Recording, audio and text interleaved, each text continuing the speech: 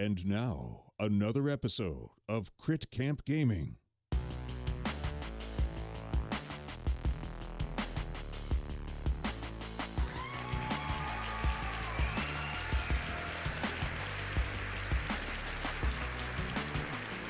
Hello everyone, happy Thursday, January 14th, 2021, and we're trying something a little different today.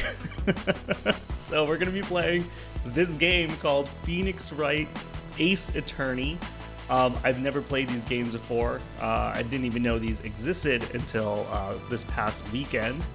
And I understand that, you know, our channel is usually 99% tabletop board games and digital versions of board games.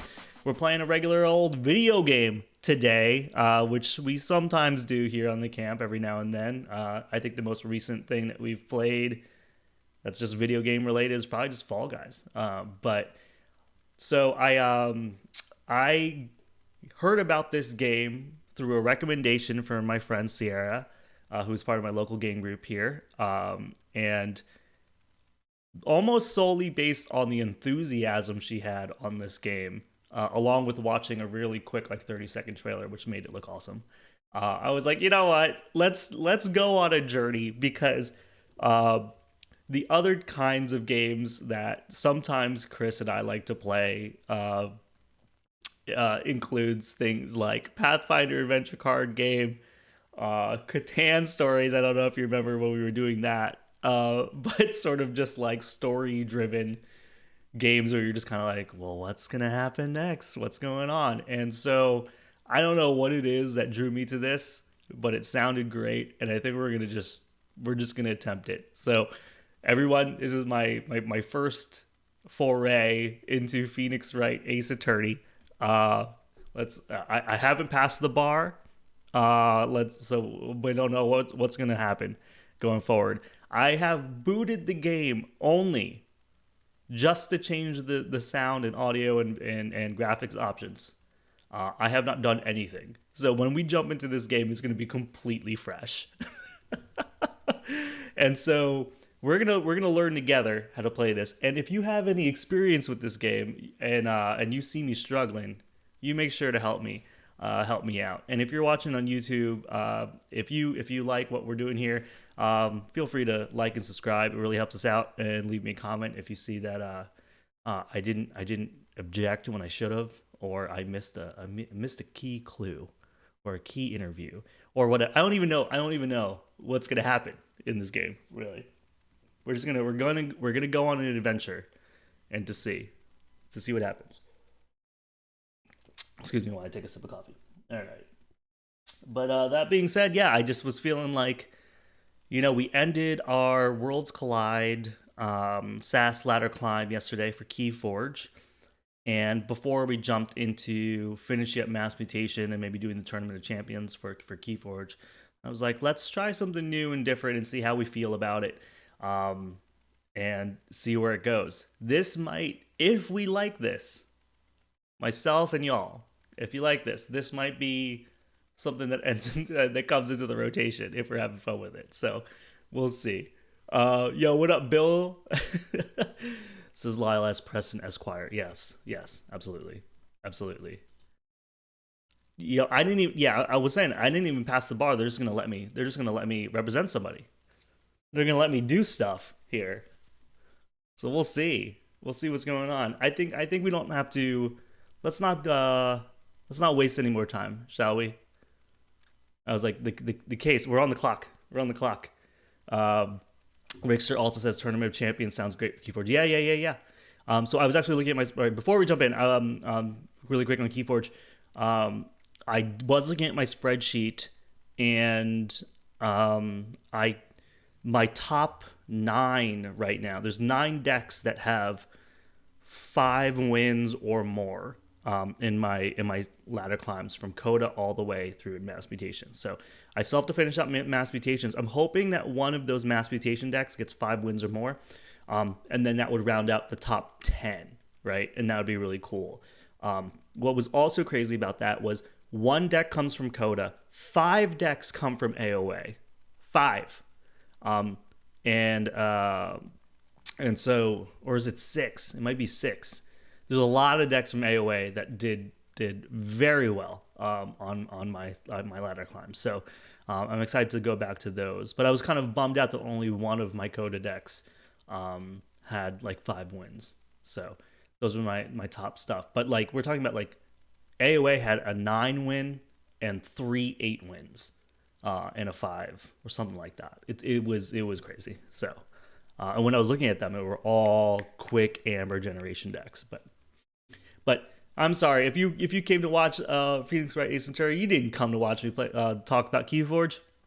Let us jump into the game cap here. Let's unmute the audio here. Guys, is this audio too much? How about that? Is that better? You guys let me know if you want the background music a little bit hotter or if you want it a little bit lower. I think it's probably at a you know what? Let's pump it up just a tad, man.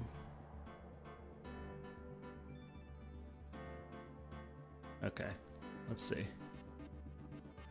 All right, we're gonna play a new game. Again, I have not, all I've done is get to this screen and then I went to the options and I set my volumes and my graphics stuff. So let's go in. Okay, and so when you buy this on Steam, apparently there's a trilogy of these games. So you get Justice for All and Trials and Tribulations, but I'm pretty sure Ace Attorney is the first one. So we're just gonna go in and play this one. Boom. Episode 1, the first turnabout. All right. We got some dude walking with some crazy shoes. Okay, let's see. We'll just click it. Okay, play the first turnabout. Yes, absolutely. Oh my God, is that blood? Gasp, gasp. Oh my God, it's a bloody statue. Oh my gosh, it's just like gonna go straight into a murder. Damn it, why me?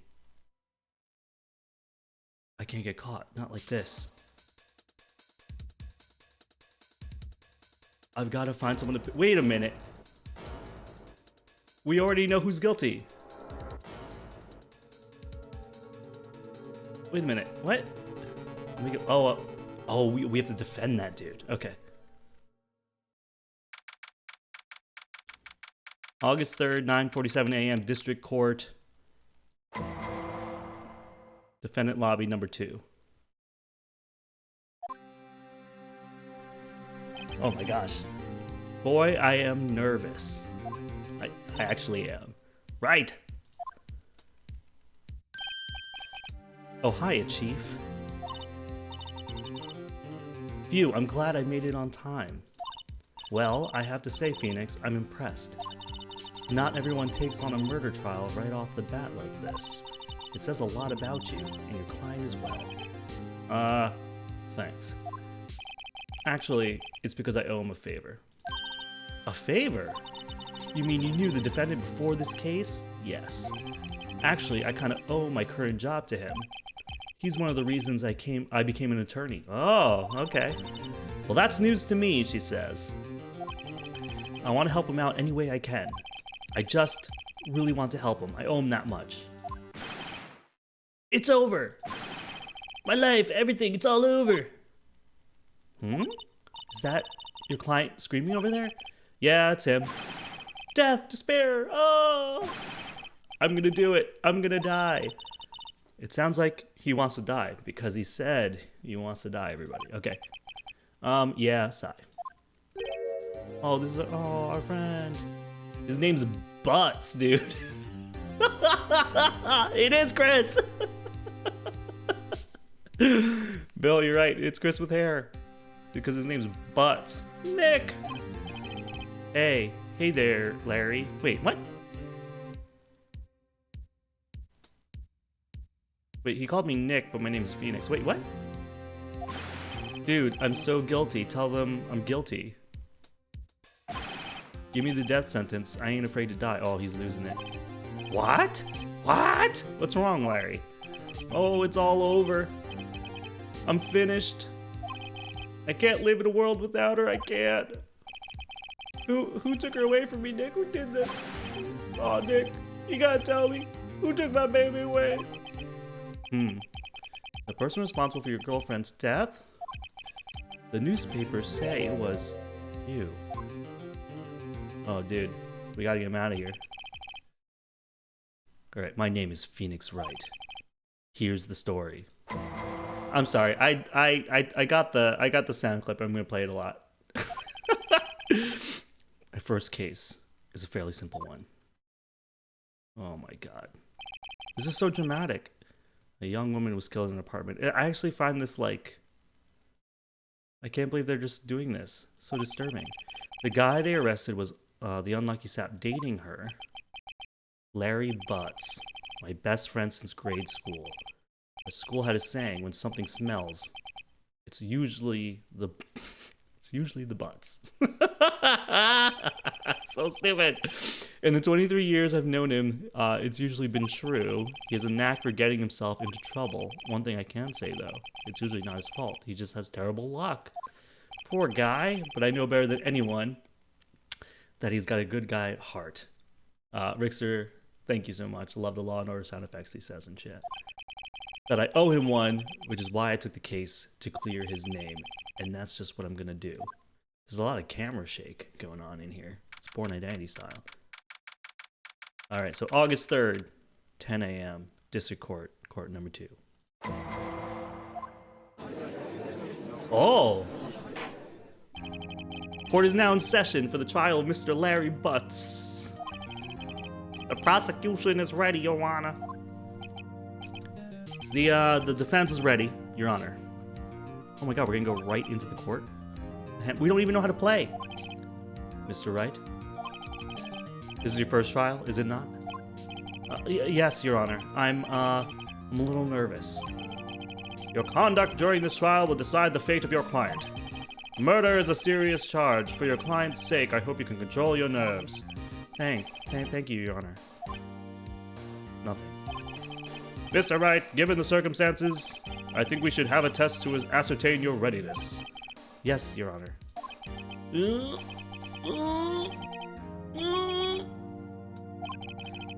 The test will consist of a few simple questions. Answer them clearly and concisely. Please state the name of the defendant in this case. It is Larry Butts. We're gonna choose Larry Butts. The defendant, that's Larry Butts, Your Honor. Correct. Wow, he's being is nice, lenient judge for our first case. Just keep your wits about you and you'll do fine. Thanks, Judge. Next question. This is a murder trial. Tell me, what is the victim's name?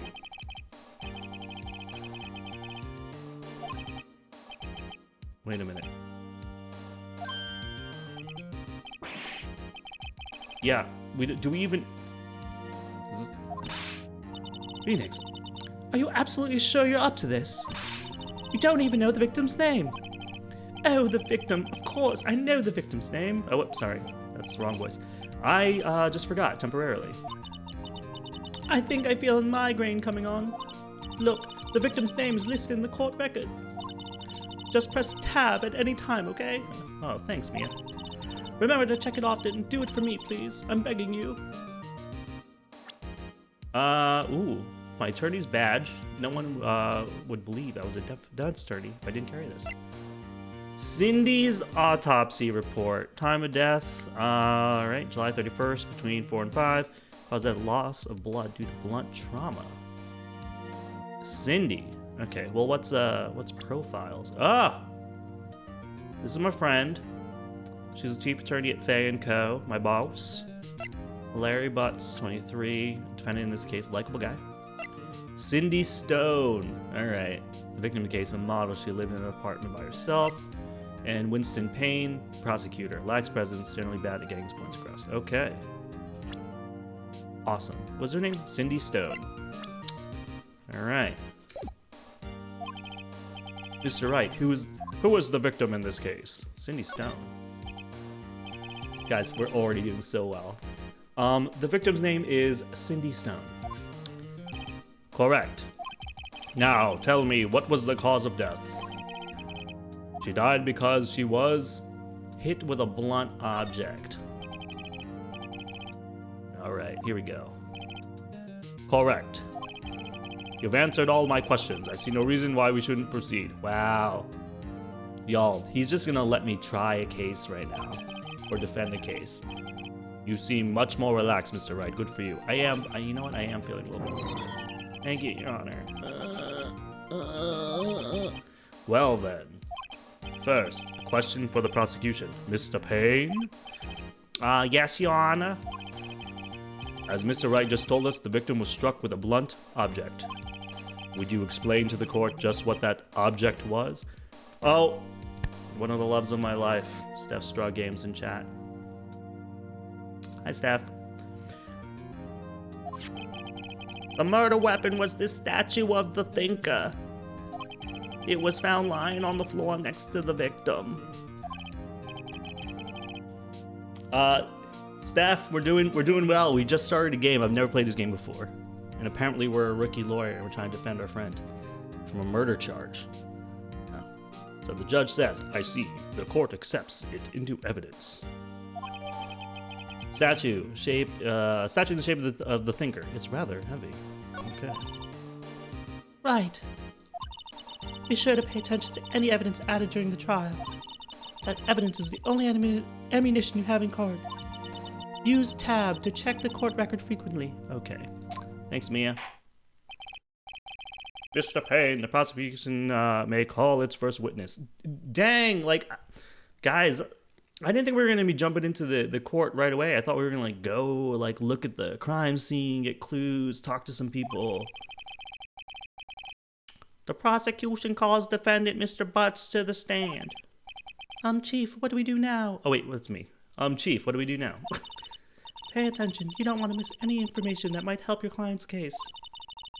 You'll get a chance to respond to the prosecutions later, so be ready. Let's just hope he doesn't say anything unfortunate. Larry gets excited easy. This could be bad. Okay. Larry's not looking so good on the stand, everybody. Mr. Butts, is it not true that the victim had recently dumped you? Hey, watch it, buddy. We were great together. We were Romeo and Juliet, Cleopatra and Mark Anthony. Didn't they all die? I wasn't dumb. She was just taking my phone calls or seeing me ever. What's it to you? Mr. Butts, what you describe is generally what we mean by dumped. In fact, she had completely abandoned you and she was seeing other men. She had just returned from overseas with one of them the day before the murder. What do you mean, one of them? Lies, all of it lies. I don't believe a word of it. Your Honor, the victim's passport. First of all, I wanna say thank you everyone for joining me as you hear me read things. I am not a VO person. I'm doing my best, but thank you for tuning in just to listen to me read. According to this, she was in Paris until the day before she died. Passport added to the courtroom record, everybody. So the victim apparently arrived home from Paris on July 30th, the day before the murder. Indeed. She appears to have returned the day before the murder. Dude, no way. The victim was a model, but she did not have a large income. It appears that she had several sugar daddies. Daddies? Sugar? Oh, Larry. Yes, older men who gave her money and gifts. She took their money and used it to support her lifestyle. Dude! We can clearly see what kind of woman this Miss Stone was. Tell me, Mr. Butts, what do you think of her now? This is defamation, everybody. Right. I don't think you want him to answer that question. Yeah, can I object? Wait, Larry has a way of running his mouth in all wrong directions. Should I? Oh no. Stop from answering. My client had no idea the victim was seeing other men. That question is irrelevant to this case. Dude, Nick, what do you mean irrelevant? That cheating she-dog? Oh, Larry. I'm gonna die, I'm just gonna drop dead. Larry, shut your mouth. Yeah, and when I meet her after, I'm gonna get to the bottom of this. Oh no. Let's continue with the trial, shall we? I believe the accused's motive is clear to everyone. Yes, quite. Oh boy, this is not looking so good. Next question. You went to the victim's apartment on the day of the murder, did you not? Well, did you or did you not? Well, maybe I did, and maybe I didn't. Uh-oh. He went. What did I do? Ooh. Let's see. Guys, we have a choice here. Do we have him answer honestly, or do we stop him from answering? I kind of want him to stop him from answering, but I don't see how we can do that. Stop him from answering. I'll send him a signal.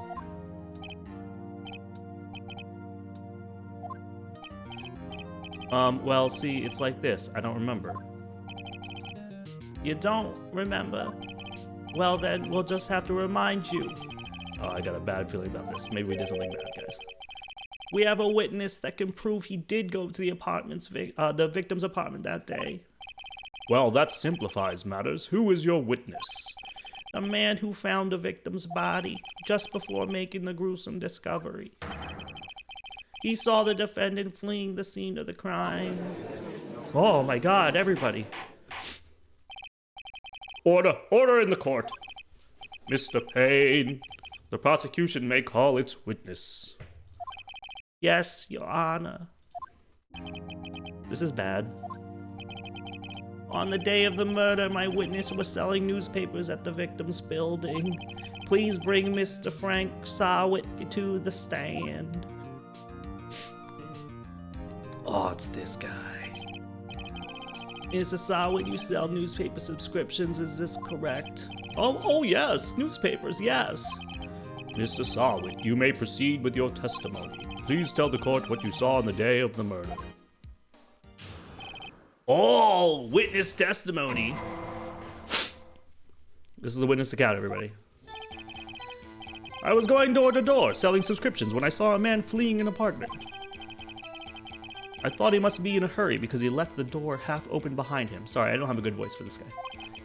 Thinking it's strange, I looked inside the apartment. I saw her lying there, a woman, not moving, dead. I quailed in fright and found myself unable to go inside. I thought to call the police immediately. However, the phone in her apartment wasn't working. I went to a nearby park and found a public phone. I remember the time exactly. It was 1 p.m. The man who ran was, without a doubt, the defendant sitting right over there.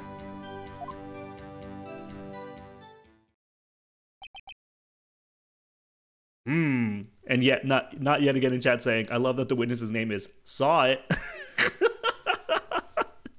I do too. Larry, why don't you tell the truth? I can't defend you against a testimony like that. Incidentally, why wasn't the phone in the victim's apartment working? Your Honor, at the time of the murder, there was a blackout in the building. Aren't phones supposed to work during a blackout? Yes, Your Honor. However, some cordless phones do not function normally. The phone that Mr. Sawyer used was one of those.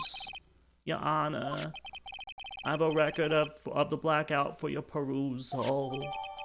Blackout record. Electricity to Miss Stone's building was out from noon to 6 p.m. on the day of the crime. The plot thickens. Now, Mr. Wright. Yes, Your Honor. You may begin your cross-examination. Oh my God, cross-examination, Your Honor. Like, he is just as much taken aback as I am. All right, this is it, the real deal. What exactly am I supposed to do? What am I supposed to do? Why, you exposed the lies in testimony the witness just gave. Lies? What? He was lying? Your client is innocent, right? Then that witness must have lied in his testimony. Or is it your client really guilty? Oh, Steph. Making fun of me. How do I prove he's not? You hold the key. It's in the evidence. Compare the witness's testimony to the evidence at hand. There's bound to be a contradiction in there. First, find contradictions between the court record and the witness testimony. Then, once you've found the contradicting evidence, present it and rub it in the witness' face. Okay. Open the court record with tab, then point out the contradictions in the testimony. All right, here we go. All right, we got a badge. So Cindy's autopsy report says that she was dead between 4 and 5, and then the dude said that it happened at 1. So there's the contradiction. Bill says, I'll tell you what, when I had jury duty, it was not quite this entertaining. Statue, it's rather heavy. The passport, get home from noon. I think that's the contradiction. Oh, thanks, Steph.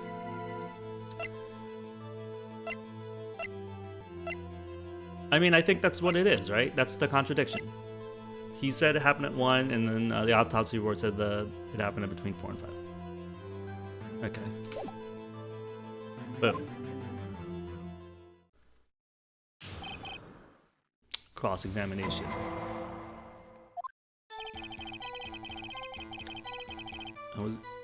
I was going door to door selling subscriptions when I saw a man fleeing an apartment. I thought he must be in a hurry because he left the door half open. Wait, oh, is this just the...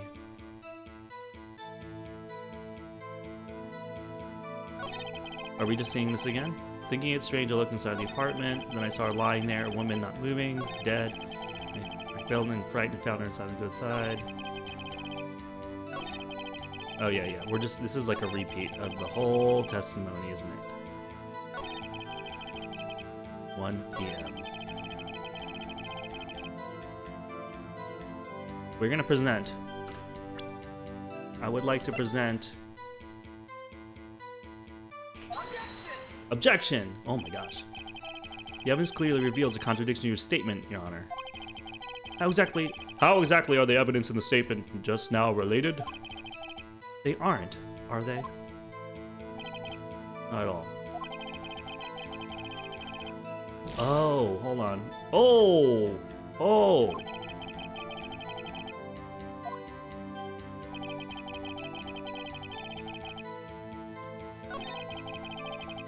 Oh, there it is. I think I have to do it when...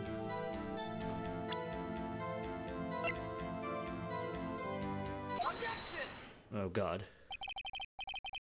Yeah, there he goes. You found the body at 1 p.m., you sure? Yes, it was 1 p.m. for certain. Frankly, I find that hard to believe. Your statement directly contradicts the autopsy report. The autopsy notes the time of death at sometime after 4 p.m. There was no body to find at 1 p.m. How do you explain this 3-hour gap? Oh, I'm sweating!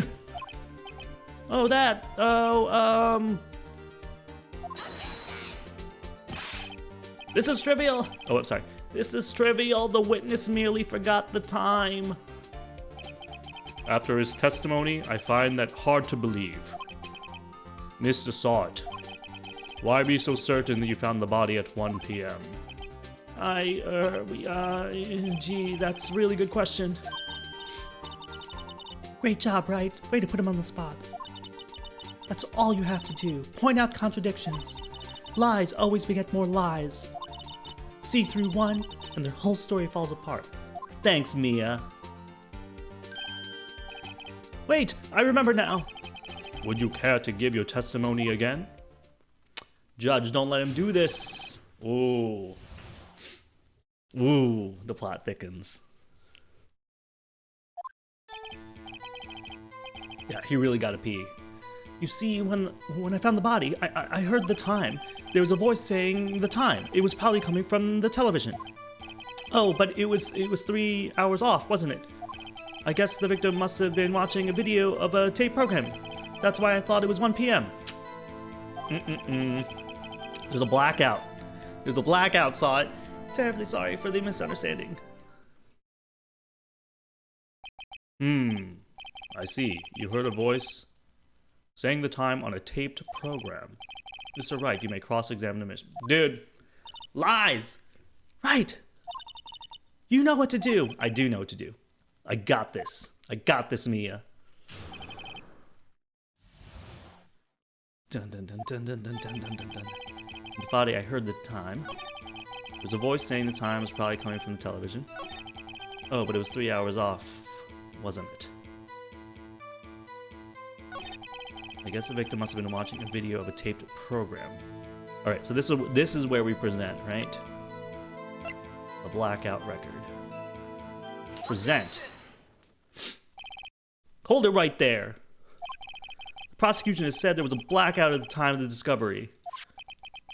And this record proves it. Oh, God. You couldn't have heard a television or a video. Gah!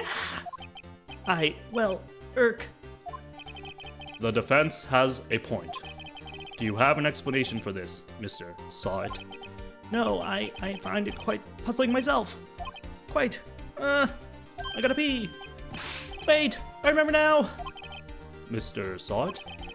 The court would prefer to hear an accurate testimony from the very beginning.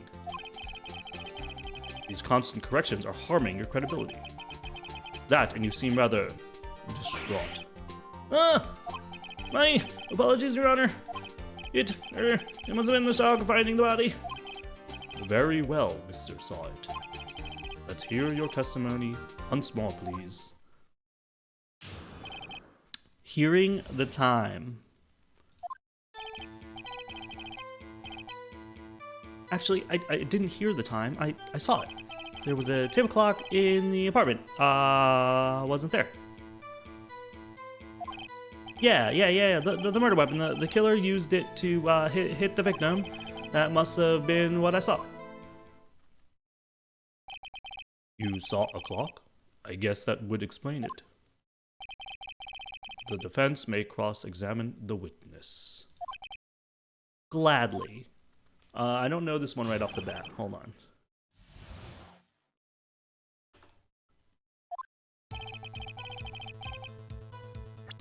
Okay, hold on. We gotta look at the evidence. Loss of blood due to butt force trauma. It's rather heavy.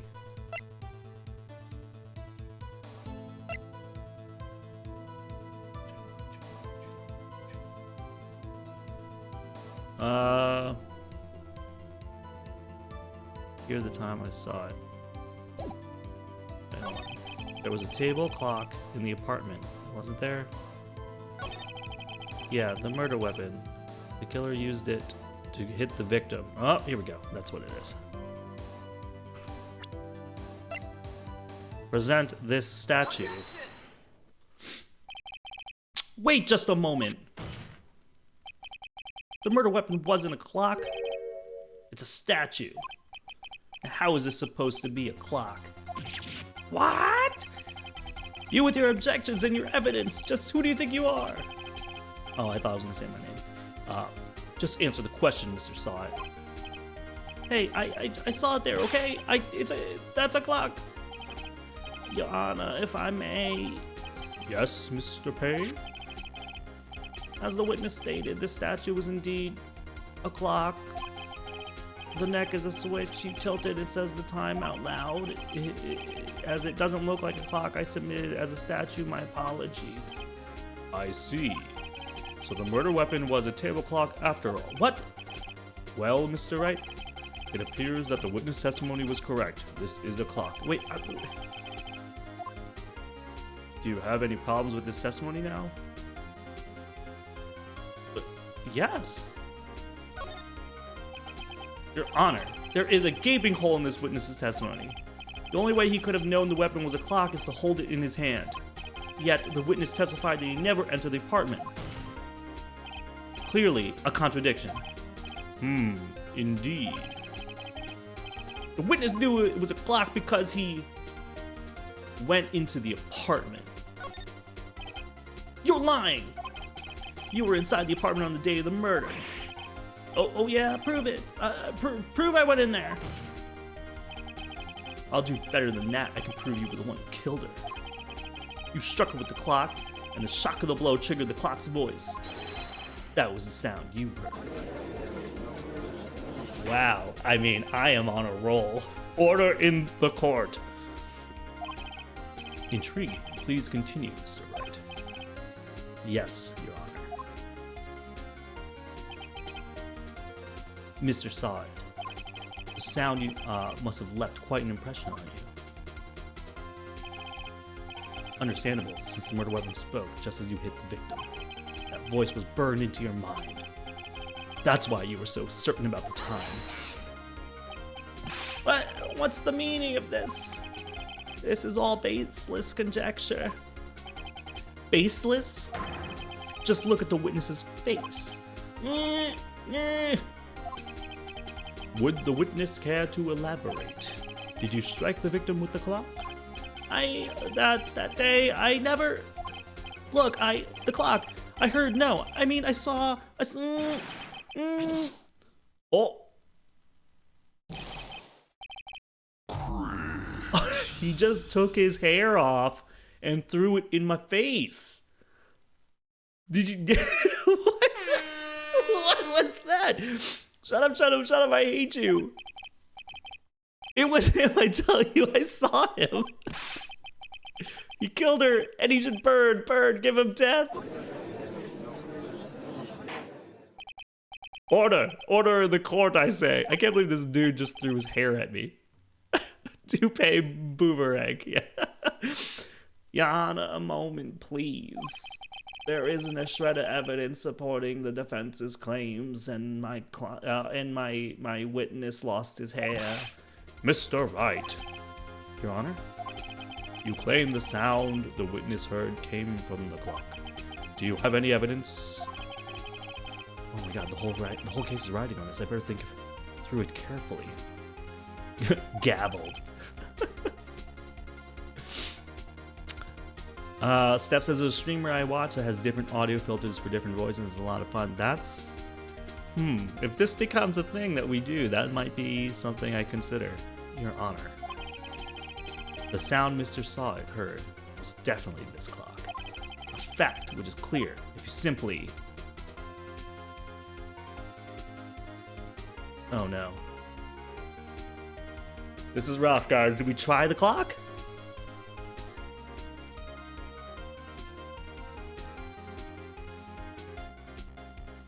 Do we ask the neighbors? No, we try sounding the clock, right? Guys, this is rough. Our health bar of credit, I guess this is our credibility bar. I want to say try sounding the clock. Do we do this? Try sounding the clock. Let's sound the clock now, here in this court. Your Honor, may I have the clock? Oh no. I ask the court to listen very carefully. Beep. I think it's... Oh, that certainly is a strange way to announce the time. Well, he is the thinker after all. So we've heard the clock. What are your conclusions, Mr. Wright? Mr. Payne, can you tell me, what time is it now? It's 11:25. Oh! Dang, dude. It's 3 hours previous. As you can see, this clock is exactly 3 hours slow, precisely the discrepancy between what Mr. Sod heard and the actual time of death. So, Mr. Sod, try to talk your way out of this one.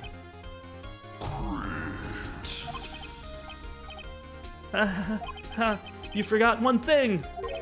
Uh-oh. What's he talking about?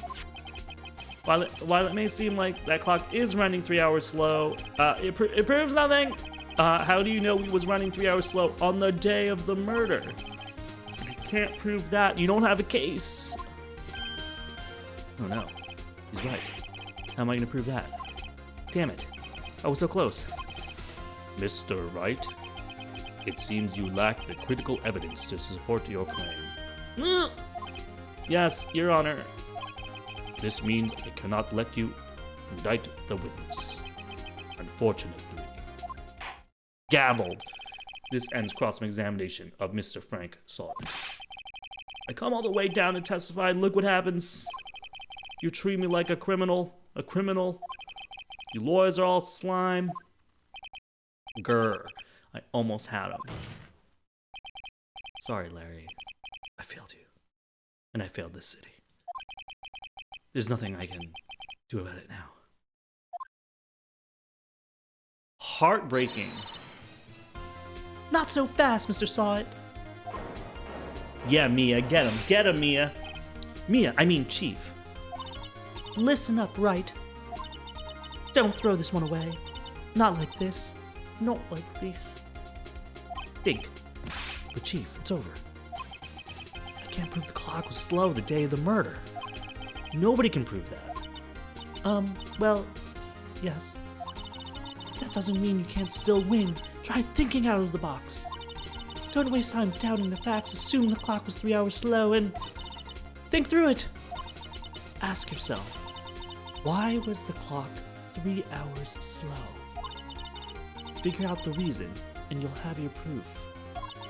Right. Right? Why was the clock 3 hours slow? Oh, because of the blackout, right? No. What's his passport have to do with anything? Paris, where are we?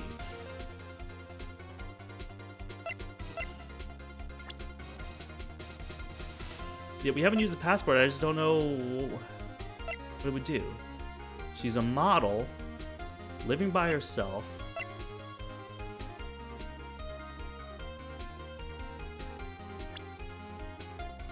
It's gotta be because of the blackout, but like, this runs on batteries, right? Or it doesn't. Electricity to Mrs. Stone's building was out from noon to 6 on the day of the crime.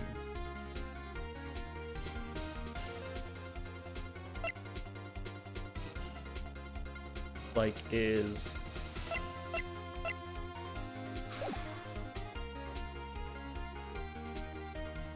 Rickster says blackout screwed up the clock, but not yet again saying it's battery operated. I'm thinking it's like, yeah, was it on Paris time? Did she have it set for Paris time? Yeah, I think it's on Paris time. Can you think of a reason as to why the clock would be 3 hours slow? Yes, it's on Paris time.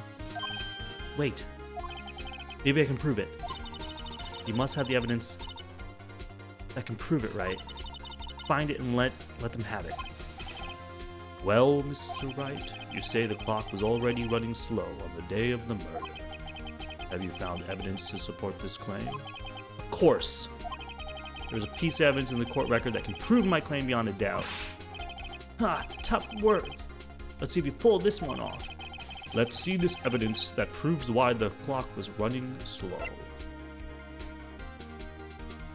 Present. Take that. The victim had just returned home from abroad the day before the murder. As we all know, the time difference between here and Paris is 9 hours.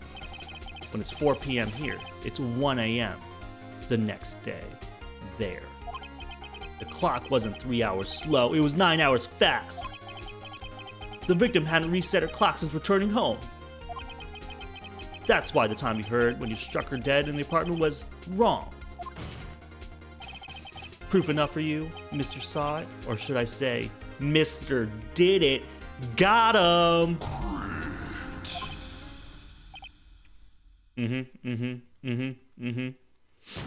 Yo, he just got rabies and just passed out. Yeah, oh snap. Gavelled. Order. Order, I say.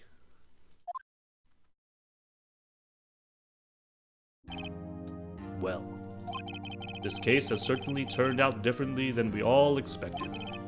Mr. Payne, your witness? He was arrested and has been taken away, Your Honor. Very well. Mr. Wright? Yes, Your Honor. I have to say, I'm impressed. I don't think I've ever seen someone complete a defense so quickly and find the true culprit at the same time. Thank you, Your Honor. At this point, this is only a formality, but this court finds the defendant, Mr. Larry Butts, Not guilty.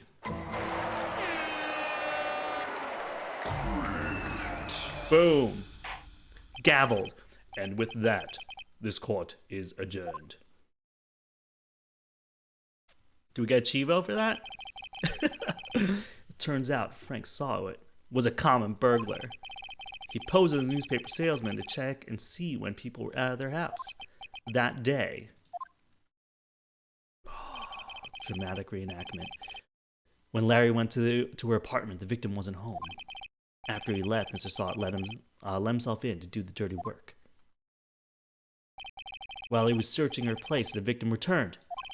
Flustered, Mr. Sott grabbed the nearest blunt object he could find.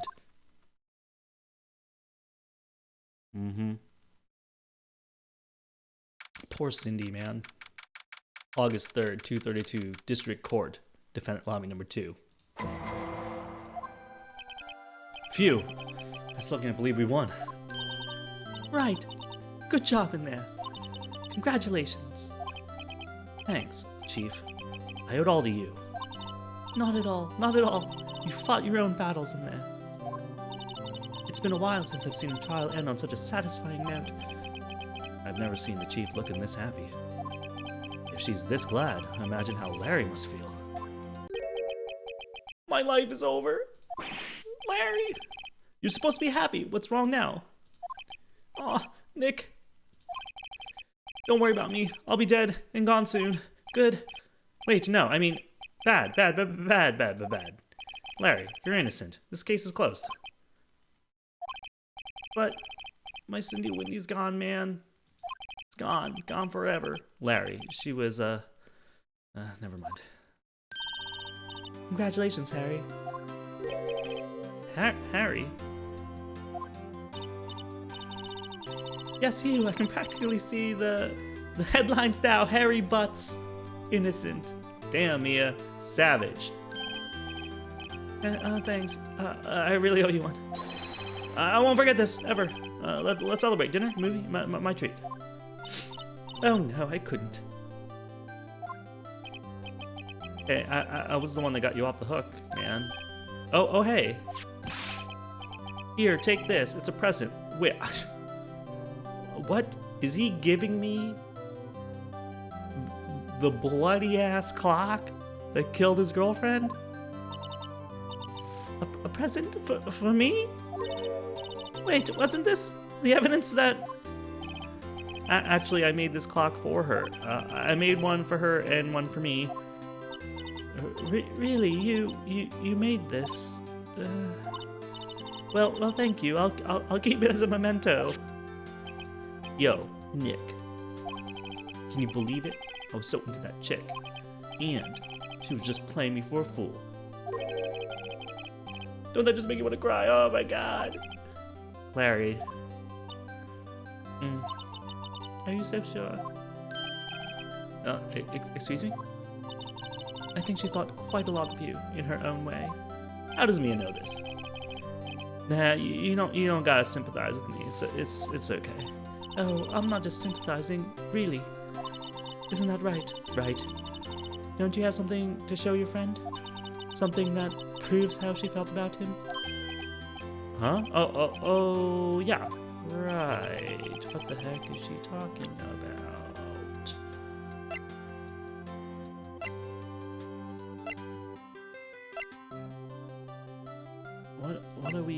What are we giving her? What are we giving him? Statue?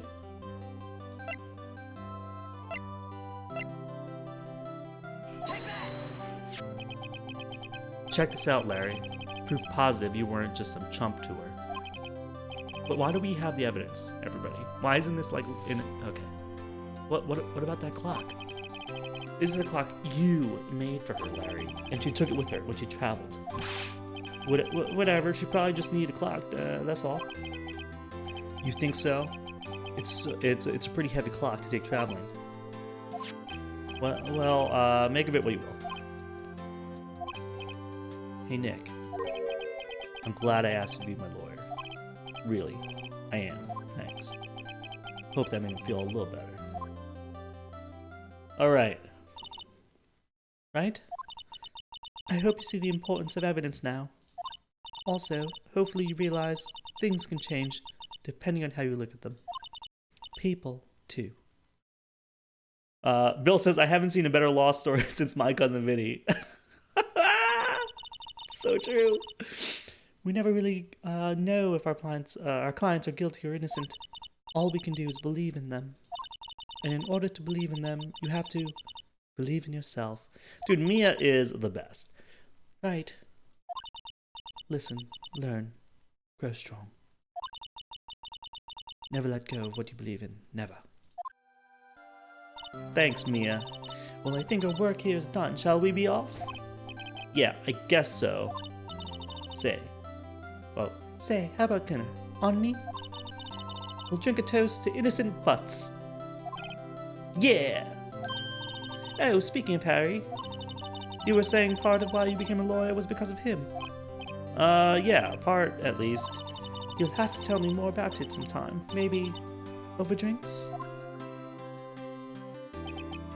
And so, my first trial came to a close. Larry slapped me on the back and said, "Gee, Nick, it's good to have friends, but I'm pretty sure it's not going to pay us unless you count the clock he gave me." I didn't know it then, but that clock was soon going to be at the center of another incident. What?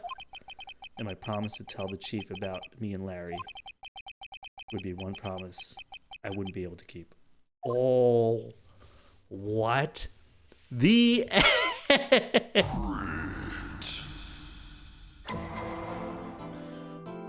A brand new episode has been added. Look at that. Crits to the people. We solved that case. A team effort. It takes a village. It takes a village. Oh, progress of the... Yeah, absolutely. Why wouldn't I want to save this? Please save it in data slot 1, okay? Thank you. Wait. Okay.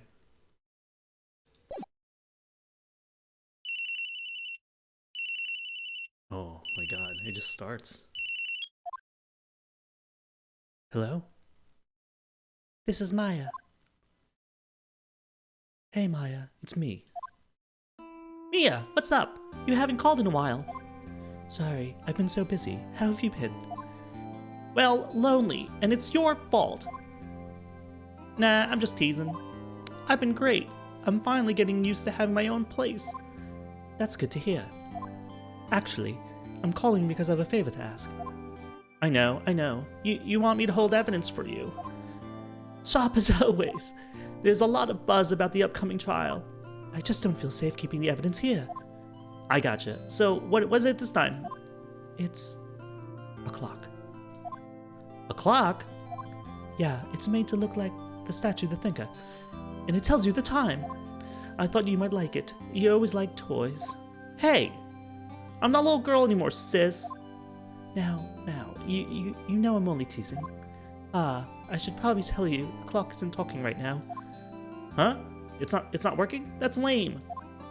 I had to take the clockwork out, I'm sorry. I put some papers inside it instead. Papers? Is that evidence then? Well, there's a possibility that it might turn out that way, yes. Can you come by the office tonight, say 9, to pick it up? I'll be in a pre-trial meeting until then. Okay, sis, but I expect dinner. Something good. Like burgers. I could really go for a good burger. Okay. We'll hit the usual joint. Alright, it's a deal. Okay, sis. See you soon. Bye. Yep. I'll be waiting, Maya. Alright. Conversation recorded September 5th, 9:27. So September 5th, 9:27 a.m.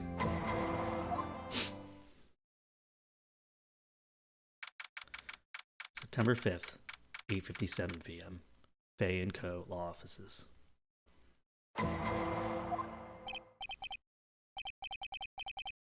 Now, Miss Fay, I'll take what's mine. The papers.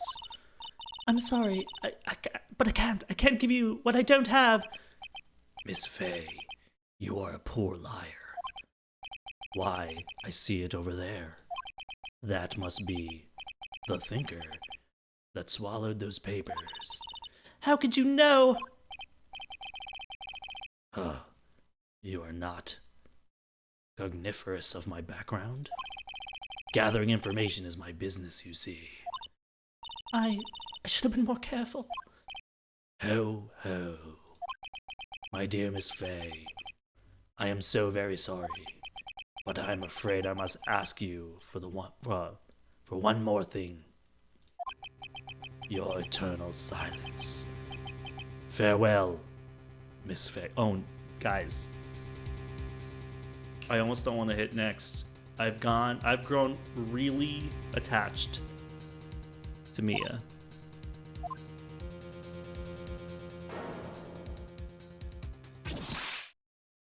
What the?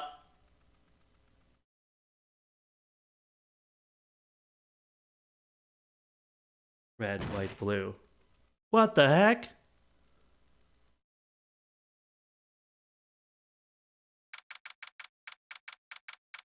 September 5th, 9:08 p.m. Faye.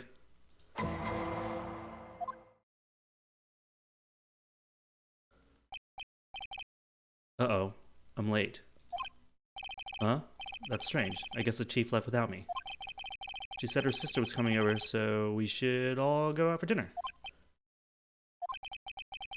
What's that smell? Blood? Mia! Maybe she's in her office.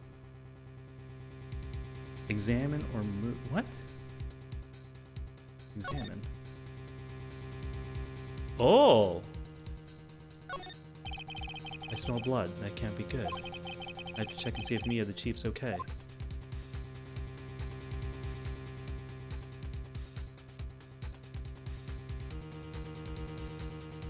Are we doing anything?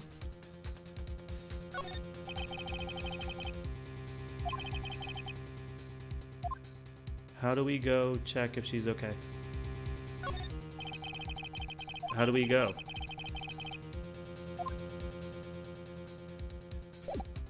Move.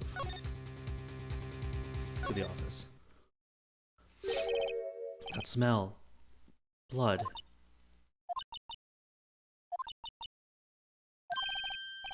Someone's there.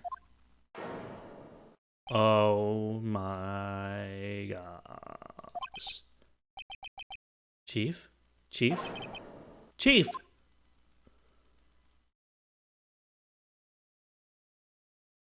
Dang, y'all. Who are you?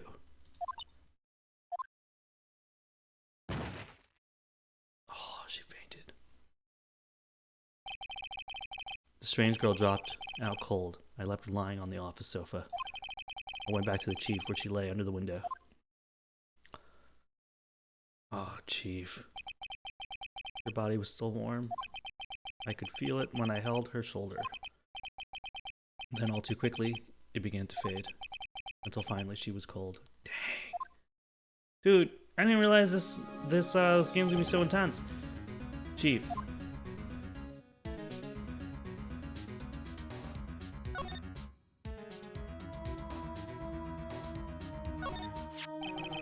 It's encrusted with dried blood. Ironic that this became the murder weapon again. Okay. Chief. It's hard seeing her like this, but if there are any clues here... She was struck on the head with a blunt object. She probably died instantly. The thinker lying next to her must have been the murder weapon. Okay. There's some glass shards near the chief's body. Must be pieces of the glass Light stand lying broken in the room. Broken in the back of the room. Glass shards. Okay. Nothing else that seems like a clue here. A piece of paper. It must have fallen from Mia's hand. What could it be?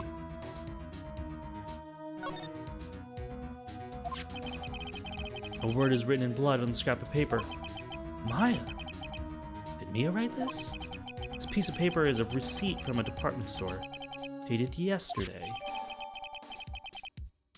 Okay. I think that's enough snooping around for now. Wait, no, but did we have the rest? And find out what that girl was doing here.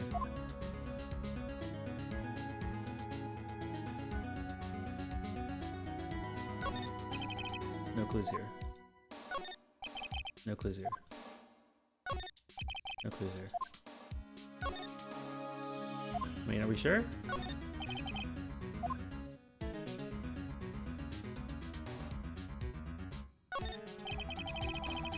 There's a large building right across from the office. The Gatewater Hotel, a nice luxurious place. Okay, so I guess we're done looking at that.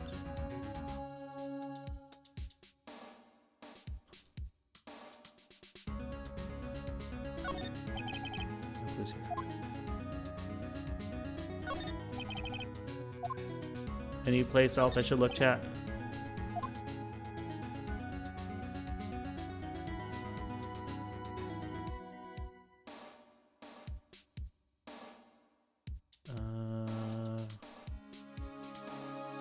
Shoe.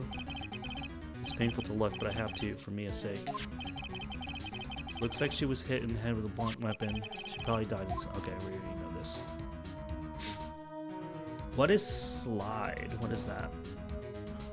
Should we just do the key? Oh. Oh. Right. I better call the police. That's funny. A few of the screws on the receiver are missing. It looks like someone was halfway through taking it apart. Please, please, come quick. What was that? Someone screaming from outside the window? What the heck? She's staring right at me. She's holding a phone in her hand. Oh, we just got called in.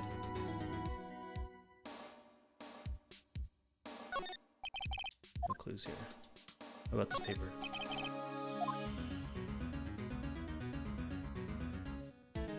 Records. We're looking through all the files. All the files. Look in the trash can. No clues in the ashtray.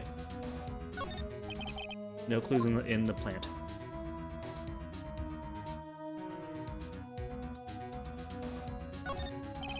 A perfectly normal office desk. The chief had a very particular policy about the office decor. Spend big on the stuff the clients use, but keep your own stuff simple. Classic. Okay, last thing we're gonna check is the computer. But we want to look at all the papers here. Check the computer. Surprisingly, the chief was never good with machines.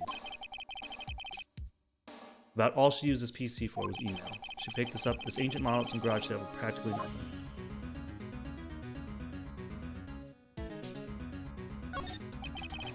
Alright. Alright, chat. Is there anything that we missed here? I think I was clicking everywhere. What do we have? Thinker, glass shards on the receipt. Okay.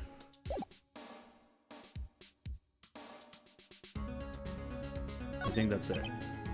Oh, all the chief's important documents are packed in here. This is where she filed the case records and recent warnings. Okay.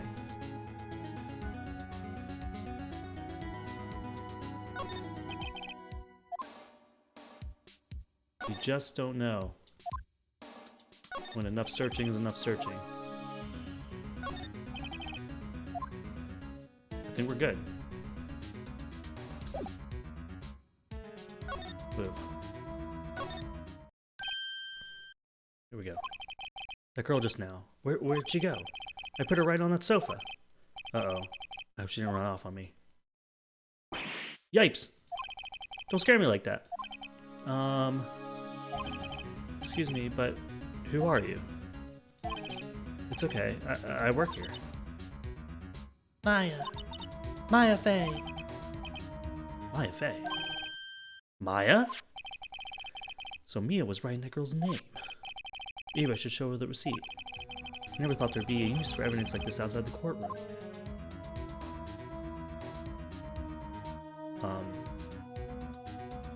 Present this. Before Maya died, she wrote a message with her own blood. She wrote it on the back of this receipt. No! What's my name? Why? Why would she write my name? Please, just calm down. Why would Sis write my name? Uh-oh, now I've done it. Oh, the Poe. Whoop whoop. The police! Sounds like they're coming this way. Freeze, please. Huh. All right. I'm Detective Dick Gumshoe, see? Gumshoe, what an odd name. We received a report from the building across the way, see? We got a person saying they saw a murder. Must have been that woman I saw. Anyway, I don't want either of you moving 1 inch, okay? Great. Just wait. Maya, wait. She wouldn't have. No. Whoa! Excuse me. Eek. This word Maya here mean anything to you? That's my name. What? The victim drew this here note on her own blood, see? With her dying breath, she wrote down the killer's name. Killer? I'm not... Case closed. You're coming down to the precinct, ma'am. What?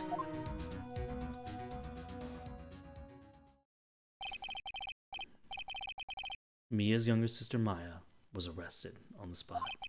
I was taken in for questioning and didn't get out till next morning. My eyes were heavy, but I couldn't sleep. I sat around waiting for visiting hours to begin at the detention center. I had to talk to Maya as soon as possible. September 6th, 9:07 a.m., detention center. Visitor's room. Wow, they have poor Maya locked up like a criminal. Oh.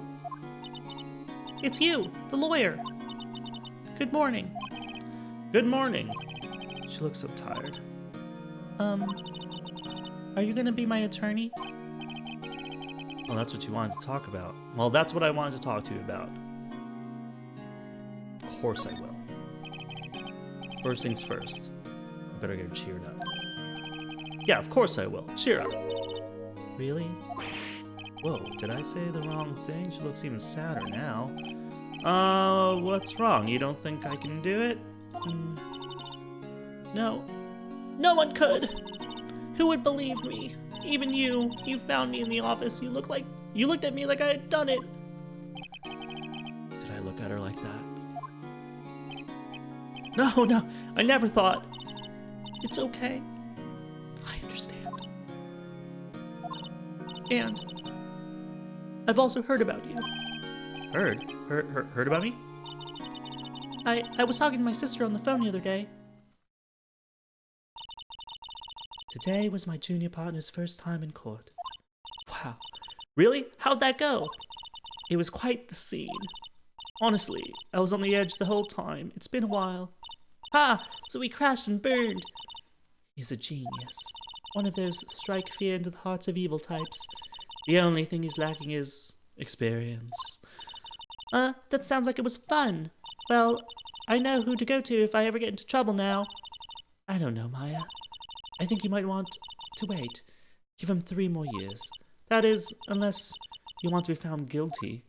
Dang, Mia. That's what she said. I'm sorry. I didn't mean to insult you. No, it's okay. It's true, I guess. But at the same time, I can't just sit by and watch. When I think of the person who did this to Mia. I know. Examine, move, talk. Maya. There's something I've been wanting to ask you. Yes? What's with the outfit? Oh, this is what all acolytes wear. It's my uniform, you could say. Acolytes? Like people in religious training? What is it you do? Oh, it's nothing strange, really. I'm a spirit medium. In training.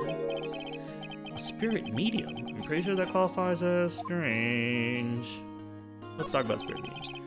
So you're an acolyte, a medium in training. That's right. The Fae family, especially the women, have always been very sensitive to the spirit world. Isn't Fae like witches? Or something like that? Am I wrong? In like old tales? I don't know. I might be wrong. Wait a second, you said the Fae family? So Mia was into this stuff too? Of course. She left the mountain to follow her career, she said. Her powers were first class, too. I had no idea. I didn't realize that we were going to go into the supernatural here, folks. Wait. What? So you're a real, honest-to-goodness spirit medium with ESP and all that? Yes, in training. Well, can't you contact me as spirit then? You can just ask her who killed her? I'm sorry. I'm still in training. I couldn't do something on that level. I thought that would be too easy. Let's talk about the day of the crime. Could you tell me about the day of the murder? Yes. Let's see. That morning, I got a call from my sister. She wanted me to hold on to a piece of evidence for an upcoming trial. Evidence? Yes, that clock shaped like the Thinker. The one that Larry made. How could that have been evidence in the case?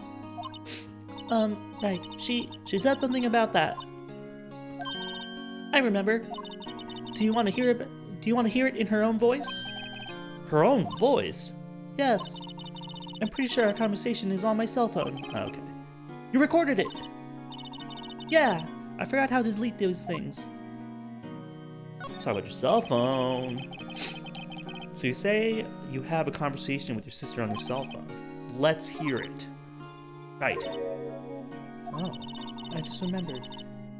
That detective took my cell phone. Sorry. Alright, curse. Next time I see Detective Gumshoe, I'll ask him for it. I'll write you a note so you don't forget, okay? Sure, thanks. Maya's memo, a conversation I had with my sister is recorded on my cell phone. Boom. Huh? Something the matter? I was wondering, could I ask you a favor? This is the address of a famous lawyer. My sister gave me this a long time ago. She said if I was ever in trouble, I should call him. And, well, I'm in trouble.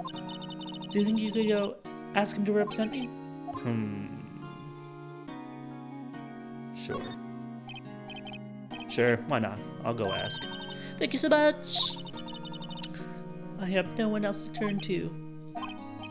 Say, what about your parents? Oh, man. I see. Don't worry, leave it to me. Thank you. The trial's tomorrow at 10. What? Tomorrow? Tomorrow. Oh, Tomorrow. what if this guy refuses? They told me that if I don't find one, the state will pick an attorney to defend me. When will that happen? They're giving me until 4 o'clock this afternoon. And visiting hours are almost up. I better hurry. Right, I'll be back. Holy crap. Wait, I thought we talked about the day of the crime. Could you tell me about the day of the murder? Sorry, I know it must be hard. No, it's okay. I've been doing the last few hours talking about it. I've gotten used to it. Let's see. That morning, I got a call from my sister. She wanted to hold on. Piece of network. Wait, hold on. Didn't we already see this right now? Oh, so then, when did you arrive at the office? It was right around 9. The lights were off and I could smell blood. Then I found her. My sister. Thanks, Maya. That's all I need to hear for now.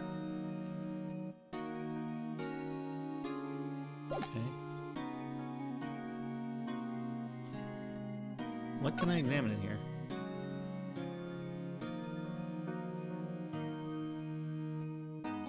Maybe that's just like move. Grossberg, I guess we're gonna go to Grossberg Law Offices.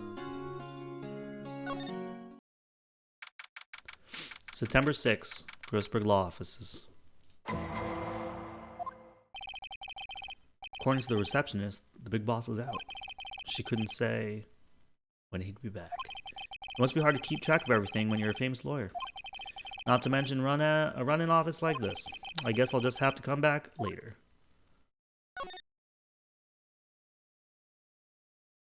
I'm just gonna snoop around while I'm here.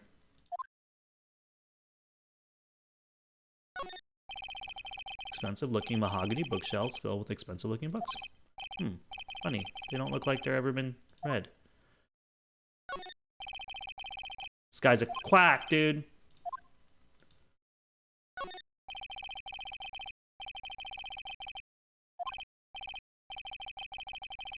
Yes, yes.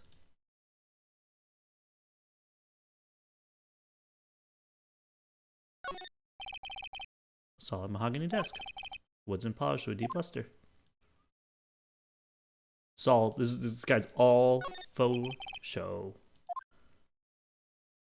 Okay, so we are gonna go back and move back to my office. September 6th, Fay & Co. Law Offices. The office is filled with police. They're all busily searching for clues. Hey, you there. This is a crime scene, pal. No trespassing. Sorry. Don't I know you from somewhere? Wait, you're that Butts guy, aren't you? No, Phoenix Wright. How could anyone expect me for Larry? I guess I got the wrong name, Mr. Wright. Sorry about that. That Butts guy. He was a killer. And you're no killer, right? He was proven innocent. Right. And you were... Detective Gumshoe. Wasn't it? Dick Gumshoe? Right. At your service. Hang on. That's Detective Gumshoe to you, pal. Anyway, get the name right. And don't go calling me Dick. Hey, Dick. Over here. Yes, sir. Be right there. You're a lawyer, right, pal? If you got business here, you better do it quick. Phew, he thinks I'm Lyle's lawyer. Alright. Yeah, I don't know why he's thinking we're butts, dude. We ain't butts. Move, talk, examine. Should we talk to him a little bit more? Talking about Mia? About Miss Faye, did you do an autopsy? You wanna know the results, huh? Now don't you look at me like that, pal. It's no use. She might have been your boss, but it doesn't mean you're getting special treatment. Alright. You can see the report, but that's all. Alright. September 5th at 9 p.m., single brunt force trauma. Death was instantaneous. Let's talk about Maya. About Maya. Yeah, I'm looking forward to the trial. Sorry, pal. But this isn't one trial you're gonna win. Why do you say that? City's put Prosecutor Edgeworth on the prosecution. Edgeworth. I'm sure you know what that means. You've been a lawyer and all. Let's talk about him. Prosecutor Edgeworth. That's right, pal. Mr. Miles Edgeworth himself. Wait, you do know him, don't you? Of course I do. I know him. He's a feared prosecutor. He doesn't feel pain. He doesn't feel remorse. He won't stop until he gets his guilty verdict. Oh, don't talk about him that way. You make him barely sound human. Still, I'm afraid this pretty much decides the case. So Edgeworth is on this one. He hasn't lost a case since he became a prosecutor at the incredibly young age of 20. Dang. Of course, there are rumors of back alley deals and forged Oh, he's corrupt. All I know for sure is that Edgeworth hates crime with an almost abnormal passion. I never imagined I'd be facing him so soon. There's nothing to talk about with this boy.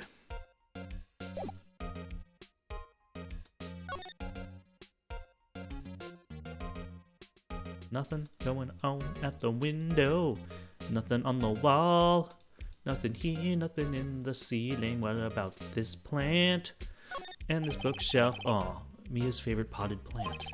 I remember it had this bizarre name no one could ever remember. Cordyline strictopal. Cordyline strictopal. Who was that? Still butts though, yeah. An old movie poster.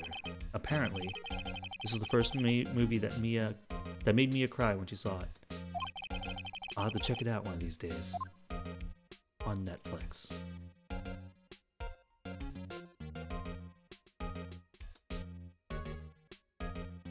Okay.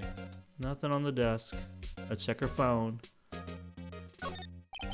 Mia's desk. Perfectly clean, as always. The only thing it's missing is Mia.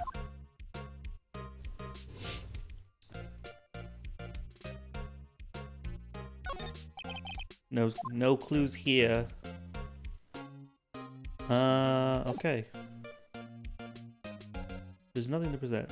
J-Bracer 1, tip. When the magnifying glass is yellow, it means you can examine that thing. Oh. Oh, okay. I can't hover with the magnifying glass. I actually have to click on things. Oh. So this is yellow. Oh, the sky is blue, and so am I. There's that hotel right across the way. You know, it's something shady at that hotel, man.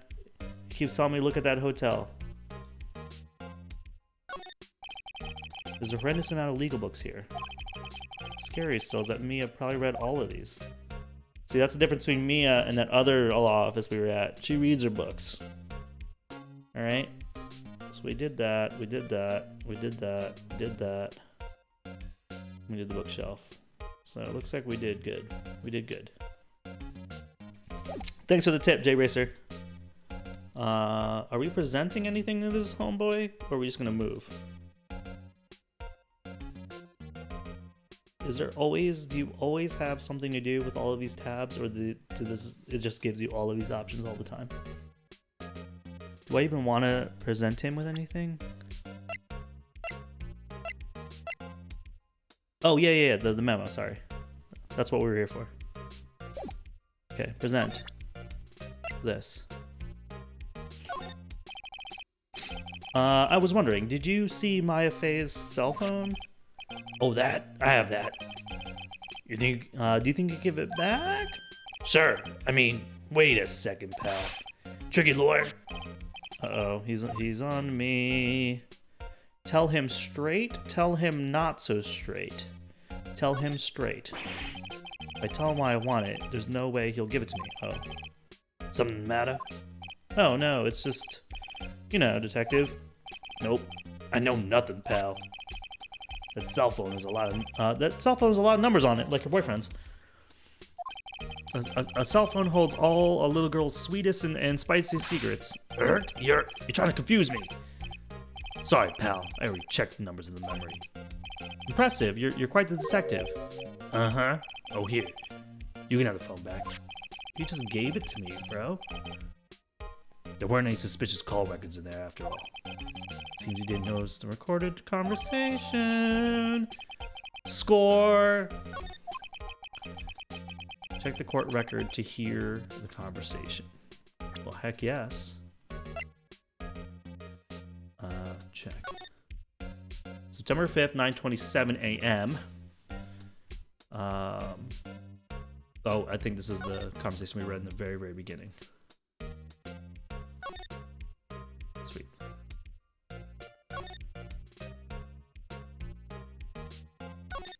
Okay, cool. Cool. Let's go back. I guess I asked all the questions I need to. You all done, pal? Yes, thank you. I'll be heading out now. Oh, wait. One more thing I want to mention to you. I don't suppose you plan on talking to that witness, anyway. You better not! No influencing the witness with your lawyerly ways, pal. Oh, this witness. Come to think of it, I'd completely forgotten about her. The witness? Yeah, Miss April May. Sorry about this. I can't tell you anything about her. Well, you just told me your name, Miss May, huh? So you sent her home already then? Aha! Trying to get lawyerly tricks on me now. She's not to go outside her room until the trial. So she's still in the hotel across the way. I guess I should know better than try to get a detective to leak information. You got that right, pal. Time to pay a visit to Miss May.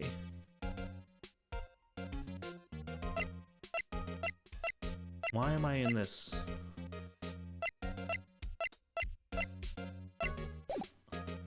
Okay. Move. To the Gatewater Hotel.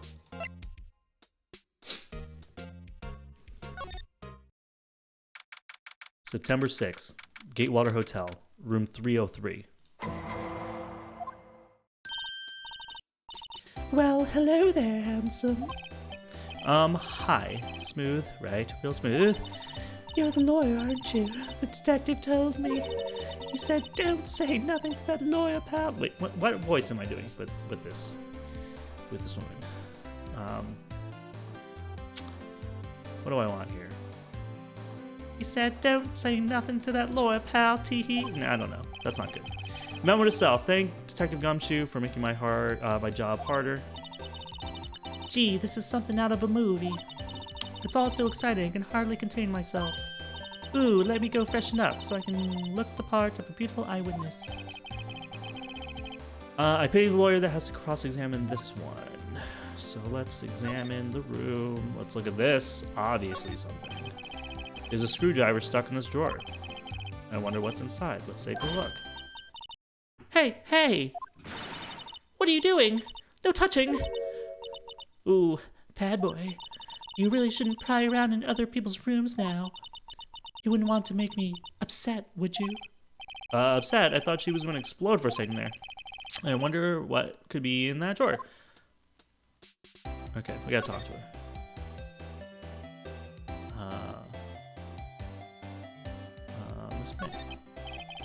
Could you just, who exactly are you? Ooh, Mr. Lawyer, are you trying to hit on me? No. No, hey, I'm just doing my job. Now, teehee, you know you're cute when you blush. Believe me, this is the first time in my life I have blushed this much. Right, can you tell me, what it is that you do? Well, no. And you had your little hopes up, didn't you? Oh, boy. What about this room? I see there are 2 glasses on the table. Is there, someone staying here with you? Ooh, what amazing powers of observation. You must be one of those famous detectives on television. Oh, no, not me. I'm just a lawyer. Say, Mr. Big Detective, why don't you go look for clues in the garbage? Miss May doesn't like nosy little lawyers. Oh, boy. What you witnessed? Do you think you could tell me something? I need you to describe what you observed at the time of the incident. Ooh, observed incident. You sound like a lawyer in the movies. I like a man with a big vocabulary. Better not encourage her. Or do you know that thing that that happened the other day? The bad thing? What did you see when it happened? I don't suppose you could tell me about it? Pretty please? Let me see. Well, dream on. If you want to know, you'll just have to come to the court tomorrow, Mr. Lawyer. Oh boy. Alright, so we're done talking to her. Can I examine while she's here? Flowers are fake, as expected. I know sunflowers and tulips, but that's about the extent of my floral knowledge. Ah, a still scene painting. Wait, should that be a still life? Whatever. One of those hanging on the wall. Okay.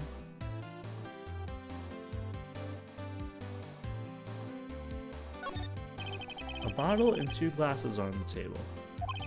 Somebody must be staying with her. The late summer sunlight streams through the window. There's the Fanco law office building, of course. You can see the inside of the room pretty clearly from here. Ooh, I think it would be a little difficult to recognize a face from this distance, though. Interesting. Oh, the bed. A simple bed. It's been recently made. Nothing eye-catching here.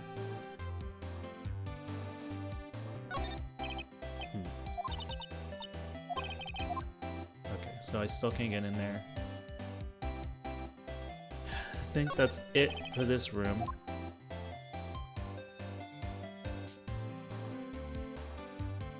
Okay. Is there anything to present to her? No, I don't think so. Okay, let's move. It's time to go back to the Grossberg law offices. Seems like Mr. Grossberg is out. What? Alright, if that was the most over-the-top clearing of the throat I've ever heard. Aha! So you're the one they say has been looking for me. Yes, that's me. He looks even grander than I imagined. That badge on your collar. Oh, so you're a lawyer, are you now? Yes. Well, what do you want? I'm not particularly busy these days. Please proceed. Not busy? Then how come no one could get in touch with you?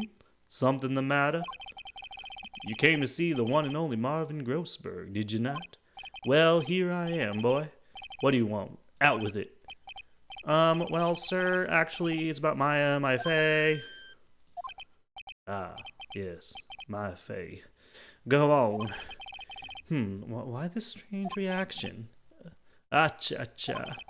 I'm really quite busy here, son. I can't go taking cases on a day's notice. No, it's quite impossible. Wait a second. How'd you know the trial was tomorrow? Anyway, I'm afraid it's entirely impossible for me to represent her. Sorry, end of discussion.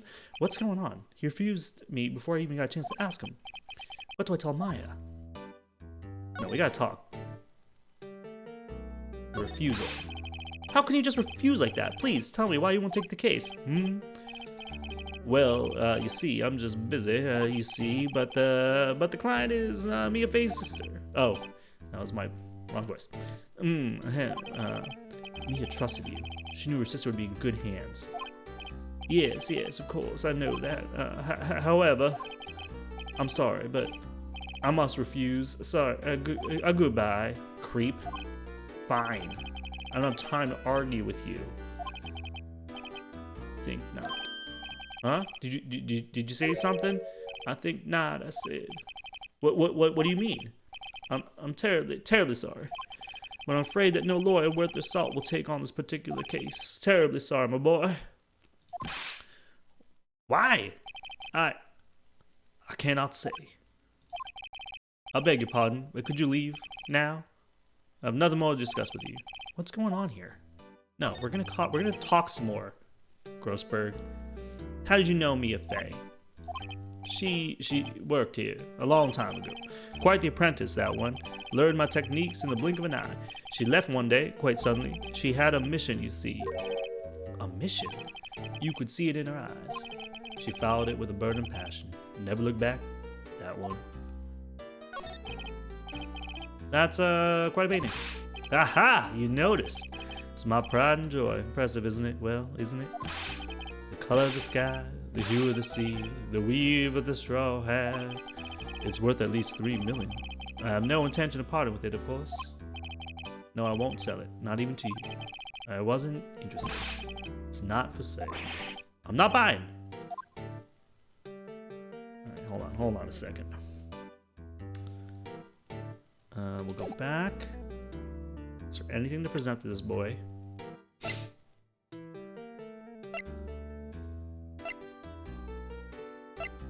What if we show him the Maya thing? Now, what if we examine this room? The painting is bugging me ever since I stepped in here. The oil paint is so thick it's practically giving me a stuffed nose. I'm sure the price is nothing to sneeze at either, for that matter. Interesting. Something's going on. An expensive potted plant. No idea what kind of plant it is, but it's probably the most expensive one available. Okay. A table for clients. An elegant ebony case. If I'm not mistaken, that lighter is made of solid gold.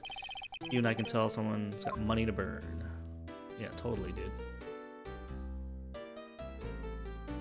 What's his deal? And why did Mia leave him? guess this is all what we explored last time.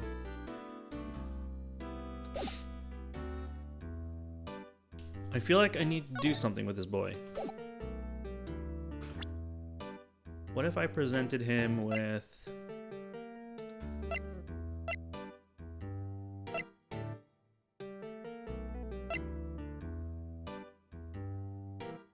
Do I present him with the cell phone? Or the Maya receipt? What do you think, chat? Do I present him something or do I just leave?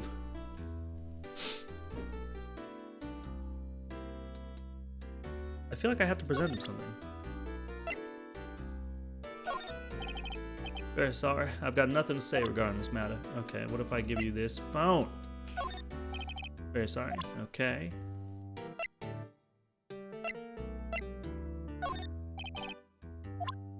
This guy's not helping me. Okay. I guess we gotta go back to the detention center. Tell her the bad news. September 6th, 3:42. It's just before the deadline for an attorney, which means that we're gonna take her up. We're gonna take the case, right, everybody? Hiya. Oh, you're back. Did you find a lawyer? Well, what do I tell her? Well, see, just be honest. I really don't think you should use that guy. He didn't seem healthy. He was all skin and bones. What really happened? You don't mean he refused to help? Erp. I see. I've been abandoned then. Oh, God. Your family. What about your family? I only had my sister. My father died when I was very young, and I don't know where my mother is. Don't know? She could still be alive? Your mother. The women of my family have been mediums for generations. They say a lot of spiritual power runs in our blood. About 15 years ago, our family was involved in an incident. There was a man, he ruined our mother's life. Ruined? After that, she disappeared. Several years after that, my sister announced she would become a lawyer, and she left the mountain. So you live by yourself? Yes, I've gotten used to it. Oh, also, I've had to become independent, or I would lose all my powers. I feel bad for her, all by herself, on the mountain. Your mother's enemy. So who was this man who ruined your mother? About 15 years ago, there was an unusual murder case. It made quite a stir. Everybody was talking about it, apparently. The police were running out of leads, and they were getting desperate. Wait. They didn't use a spirit medium, did they? The police convinced my mother to try to contact the victim. Wow. So what happened? The case was solved. We thought. You thought? The man my mother helped the police capture was innocent. The police's consultation with the medium had all been carried out in secret, of course, but a man found out about it and leaked it to the press. He told the papers that my mother was a fraud, and that the media jumped on it big time. She, my mother, became the laughingstock of the nation. I see. Wright. Excuse me? Wright? That was his name. My sister told me. Wright? Just a little longer now before the state-appointed lawyer comes, I guess. 4 p.m. Time's up. What should I do? Do I just leave her and go home? Defend Maya.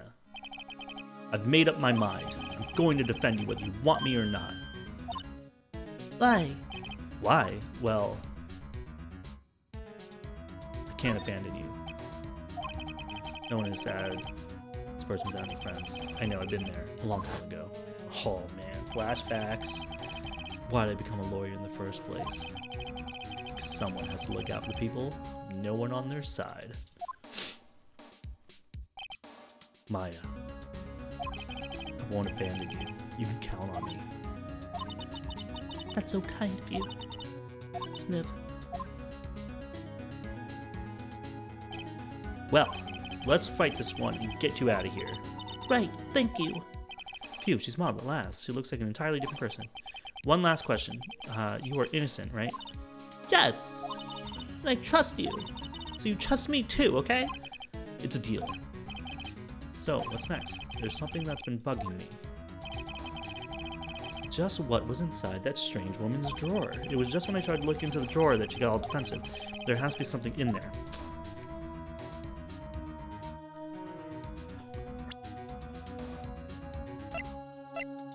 We never really got back to the receipt thing, right? Okay. I think we're gonna present the receipt. Remember that receipt? You mean the one with my name on it? Any idea why she... Absolutely none.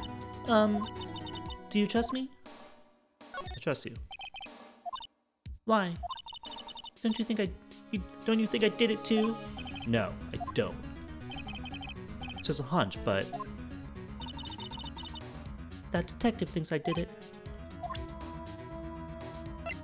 Oh yeah, we have to show her the phone. Hey, I got your cell phone back. Oh, say, can I listen to my sister's voice? Maya's eyes closed. She listened to every word with such intensity. Before long, tears began to roll down her cheeks. Thank you.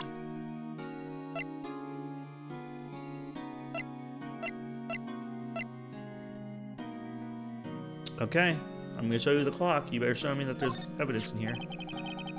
I wanted you to ask you about this murder weapon. Poor sis. I'm gonna ask her about this now. Dang.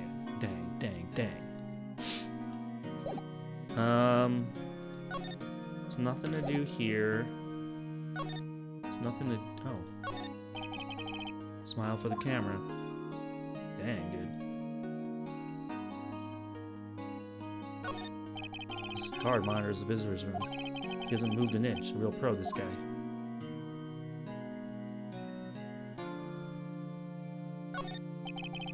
Okay. Is there anything else to do then? I mean, do we really want to give her this? That's kind of mean. Okay. She's never seen that before. I saw that too. They said they thought those were pieces of a broken light stand. Yeah, that seems about right.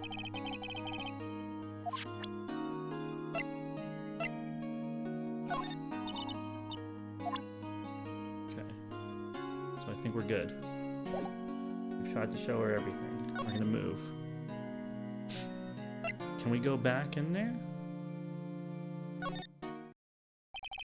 Oh, okay. Something new's happening. Good afternoon, sir. Excuse me, you are... I beg your pardon, sir. I'm the bellboy of this establishment at your service, sir. Oh, right. I've just come to deliver room service, sir. Do you know where Miss May might be? I believe our guest, Miss May, is currently using the facilities. If you've no need of anything, I'll be taking my leave. Please stay as long as you like. Enjoy. Yeah. Wait, no, hey. Why does it seem like every time I come here, I end up embarrassing myself? Wait, now's my chance to snoop around. I almost forgot. Yeah, you came back quick. I might ask you to inform Miss May that there is a message for her. Please tell her that Mr. White of Blue Corp phoned. Oh, right, sure. Mr. White of Blue Corp. Where have I heard that name? Come on now. That was his name. My sister told me.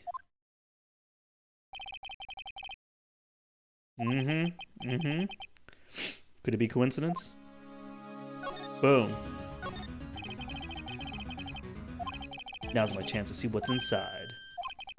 What do we have here? A wiretap? What would a woman like her be doing with a thing like this? That's right, and we know that the office phone was being tapped because the receiver was all janked up. There's definitely something suspicious about Miss May. Why would she have something like this in her hotel room? There's a story behind this, I know it. All right. I'll be using this bit of evidence in tomorrow's trial, that's for sure. For Maya's sake. I'll get to this woman's bottom. Wait, you know what I need. Oh, bellboy, still there? Uh-oh, time to scram. I look forward to tangoing with you tomorrow, Miss May, in court. Oh, to be continued. Saving content. Yes.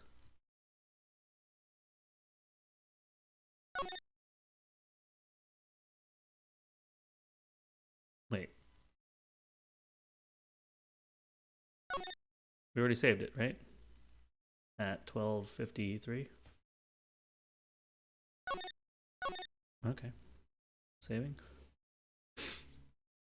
All right. Let's go back.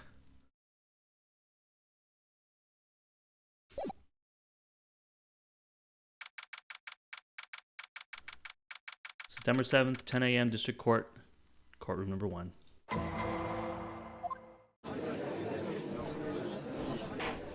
Gavel. Court is now in session for the trial of Miss Maya Fey.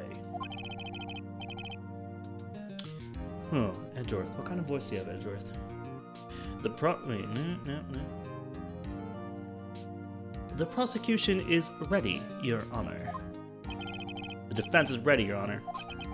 Miles Edgeworth. I better not show any signs of weakness today. It'll be on me in an instant. Mr. Edgeworth, please give the court your opening statement. Thank you, Your Honor. Wait. What voice did I just choose? I already changed it. The defendant, Miss Maya Fey, was at the scene of the crime. The prosecution has evidence that she committed this murder, and we have a witness who saw her do it. The prosecution sees no reason to doubt the facts of this case, Your Honor. I see. Thank you, Mr. Edgeworth. Let's begin, then. If we may call our first witness, Your Honor. The prosecution calls Chief Officer at the scene, Detective Gumshoe. Witness, please state your name and profession to the court. Sir, my name's Dick Gumshoe, sir. I'm the detective in charge of homicides out of the precinct, sir. Detective Gumshoe, please describe for us the details of this murder. Very well, sir. Let me use this floor map of the office to explain. Look at this map. The body was found by this window here. And the cause of death? Loss of blood due to being struck by a blunt object. The murder weapon was a statue of the thinker found next to the body, sir. It was heavy enough to be a deadly weapon, even in a girl's hand, sir. The court accepts statue as evidence. You're still calling it a statue. Floor plans added to the court record. All right. Now, detective. Yes, sir. You immediately arrested Miss Maya Fey, who was found at the scene, correct? Can you tell me why? Yes, sir. I had hard evidence she did it, sir. Detective Gumshoe, please testify to the court about this hard evidence. Witness testimony.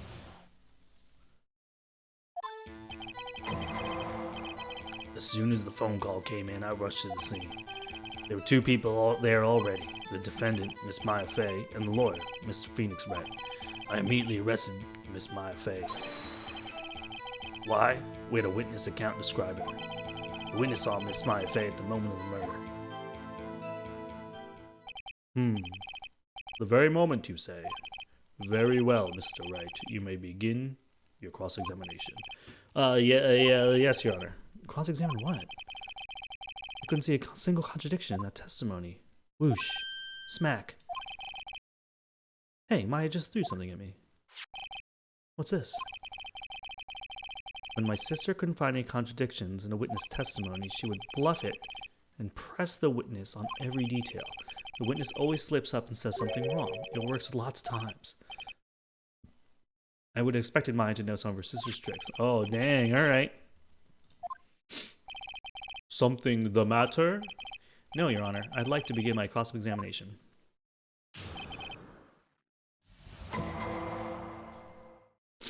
Alright, Maya Fey's arrest. As soon as the phone call came in, I rushed to the scene. Press. Hold it! Who did you say you got a call from? Hey, pal, don't play dumb. You know who. The call was from a customer at the Gatewater Hotel right across from the crime scene. Okay. Press. Not sure I did much though. Right. Please continue. There were 2 people there already. Press! Detective Gumshoe, how long would you say it took between you receiving the call and your arrival at the scene of the crime? I'd say 3 minutes. That's pretty fast. Our motto this month is quick response. That's how I got there before the killer got away. Indeed. So, tell us who the two people you found on the scene were. Yes, sir. The defendant, Miss Maya Fey, and the lawyer, Mr. Phoenix Wright. I immediately arrested Maya Fey. Hold it! Why's that? What's your reason? Why? We had a witness account describing her. Hold it! Hold on just 1 second. How could she get a good look at her? Yeah? If I heard correctly, you said you arrested her because you had hard evidence she did it, correct? Huh? Did I say that? Me? I heard you say it. You did say it. I said it. Exactly, what about this suspicious woman in Pink's claim was hard evidence? What?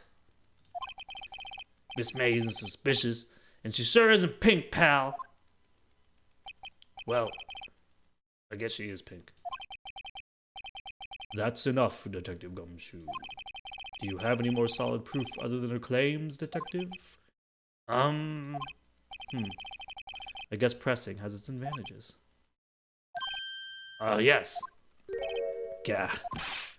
Sorry, I got the order of things mixed up in my testimony, Your Honor, sir. There was something I should have told you about first, Your Honor. Very well, Detective. Let's hear your testimony again. Witness testimony, hard evidence. Boom. After securing the suspect, I examined the scene of the crime with my own eyes. I found a memo written on the piece of paper next to the victim's body. On it, the word Maya was clearly written in blood. Lab test results showed the blood was the victim's. Also, there was blood found on the victim's finger. Before she died, the victim wrote the killer's name. Oh my god, everybody. Gavelled! How do you like that? That's my hard evidence. Before we begin cross-examination, I have a question for you, Detective. Your Honor? Why didn't you testify about this vital piece of evidence the first time?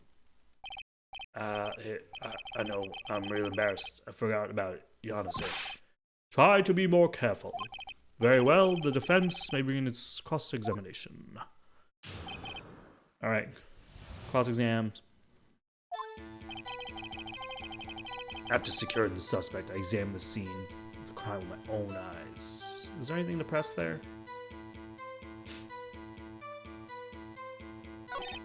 I found a memo written on a piece of paper next to the victim's body. Just because you found it next to the body doesn't mean the victim wrote it. Ho ho. Then who wrote it, Smarty Pants?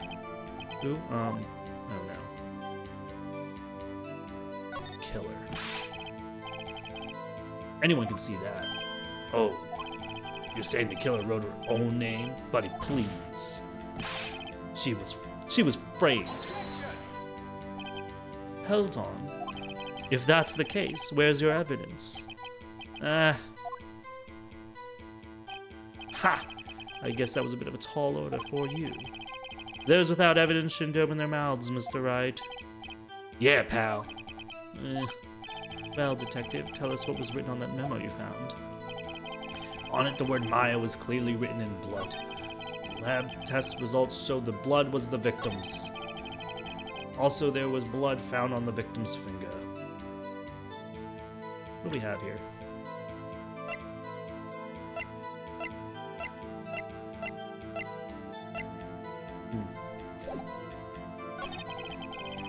Before she died, the victim wrote the killer's names. Detective Gumshoe, do you get a lot of cases where the victim actually writes the killer's name? Sure, it happens all the time in books and in the movies. Well, this isn't a movie, Detective.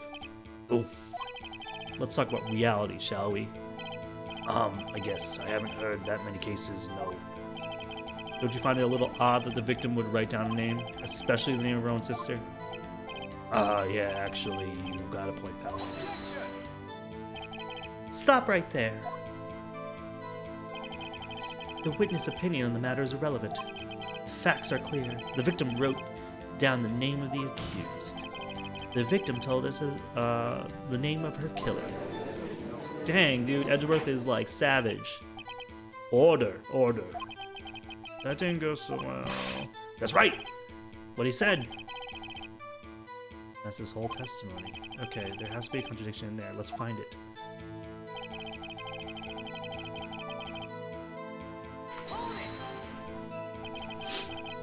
And did you find any evidence?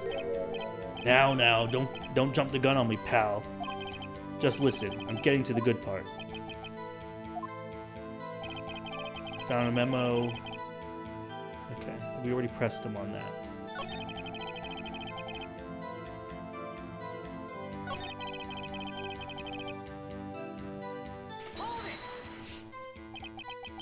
What kind of tests were these again? Huh? What kind? Well, I hear they take little bits of the blood and the hemoglobin goblins.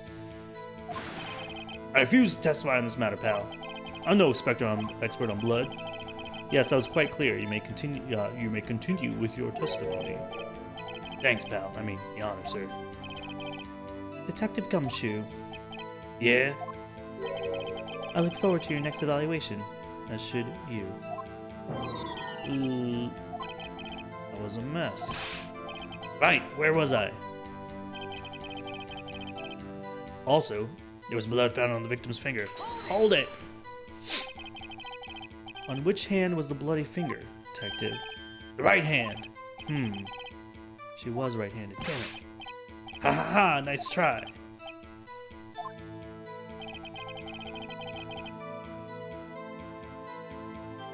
What am I supposed to do? Okay, hold on.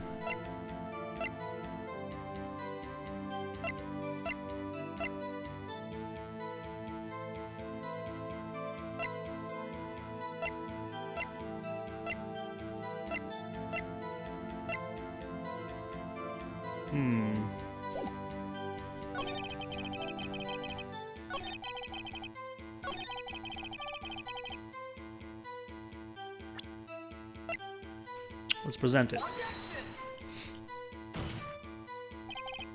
Your Honor, that statement contradicts this evidence.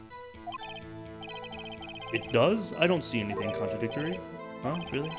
Objection overruled. Dang, dude. Oh no.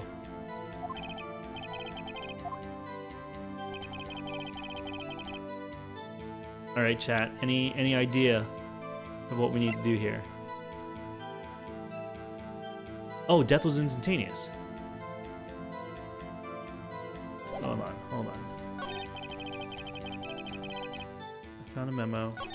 On it, the word Maya. Okay, now we're gonna present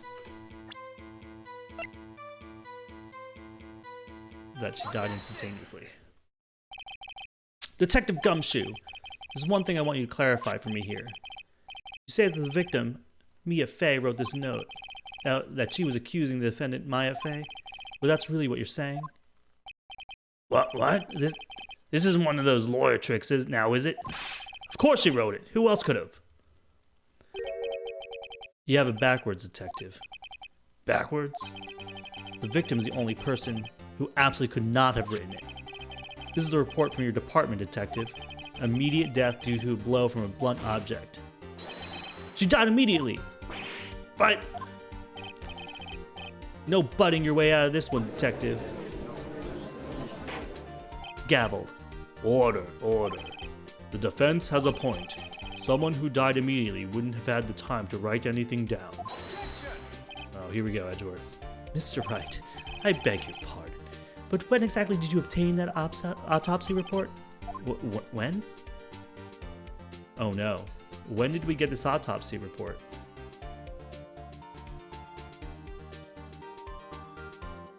The day after the murder. It was the day after the murder. The prosecution's point being? That autopsy report is outdated, Your Honor. What? A second autopsy was performed yesterday at my request. Death was almost immediate due from blow from blunt object, but there is a possibility the victim lived for several minutes after the blow. I received the results this morning. No way! Seriously, no way. What the heck? Your Honor, it's quite easy to imagine the victim did have time to write Maya. That is all. I see. Damn you, Edgeworth. Damn you. I should have known you have something up your sleeve. Why, Mr. Wright, you look shocked. Something you want to say?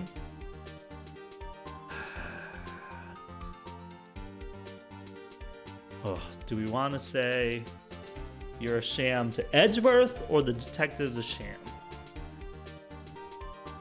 Oh, God, here we go. You're a sham, Edgeworth.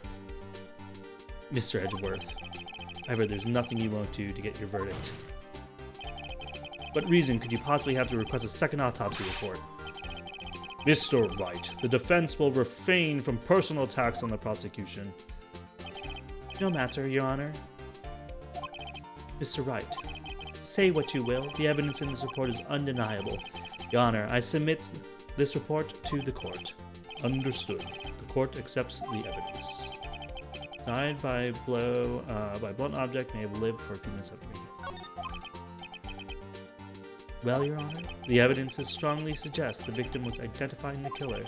I suppose that's the obvious conclusion, yes. This dude just keeps bowing, dude. Darn, this isn't good. The prosecution would like to call its next witness. This poor innocent girl saw the murder with her own eyes. Dang, dude. Here we go. Let the witness, Miss April May, take the stand. Exactly what part of her is innocent?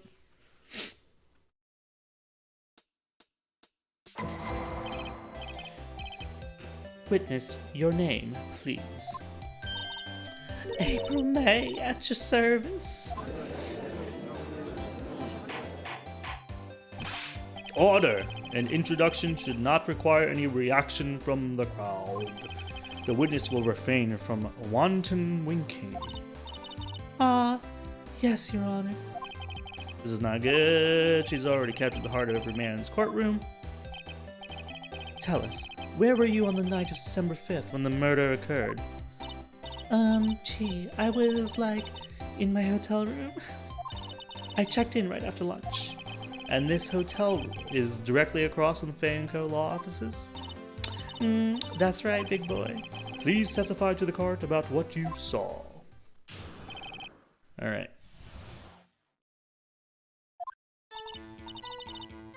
It was 9 o'clock at night. I looked out the window, you know. And then, I saw a woman with long hair being attacked. The one attacking her was the mousy girl sitting in the defendant's chair. Then the woman, dodged to one side and ran away. But that girl, she caught up to her and she hit her. Then the woman with the long hair, she kind of slumped. The end, that's all I saw. Every little bitsy-bitsy.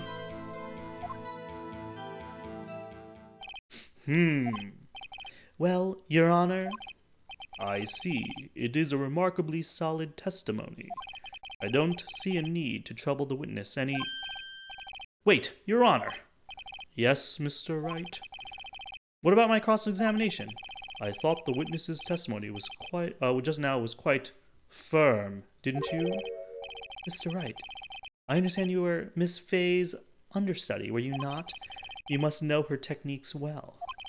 Her cowardly way of finding tiny faults in perfectly good testimonies. Hey, how dare you? Well, Mr. Wright, will you cross-examine the witness? Yes, I'm doing it. I'll gladly proceed with cross-examination. If only because I have a feeling Edgeworth doesn't want me to. She has to have some weaknesses. Very well, you may begin your cross-examination. Alright, fam. This is it. It was 9 o'clock at night. I looked out the window, you know. Hold it! Why'd you do that? Huh? Why? Why'd you look out the window? Were you expecting to see something? Oh, well... What? That's it? She can't get out of the question that easily. I sort of, I had a feeling. Well, I have a feeling she's trying to avoid the question. Maybe we should press a little harder on this one. Go for it. Let's see how far I can run with this. Surely you mustn't have had a reason to look out your window at the time of night. Mr. Wright, I will not have you badgering my witness. Badgering? You insist on needling her with these trivial questions. I really don't think you should be allowed. Oh, shoot, man. Oh, no. Order, Mr. Wright. You have been warned. You looked out the window. What did you see next? And then, ooh, I saw a woman with long hair being attacked. Press. Hold it.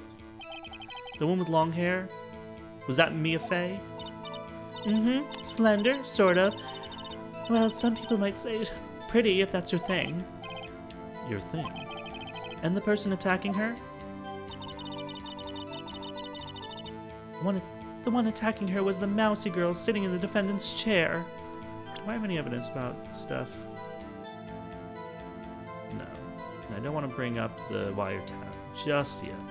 Let's press her on this. Like, how can you see it from that distance? How do you know she was the defendant? Huh? Well, you know, she had a girlish physique. Women know these things. Look, I just know, okay? There was only one person at the scene of the crime with a short, girlish figure. The testimony is bulletproof, Your Honor. He's right. If I question the testimony, I might be badgering the witness again.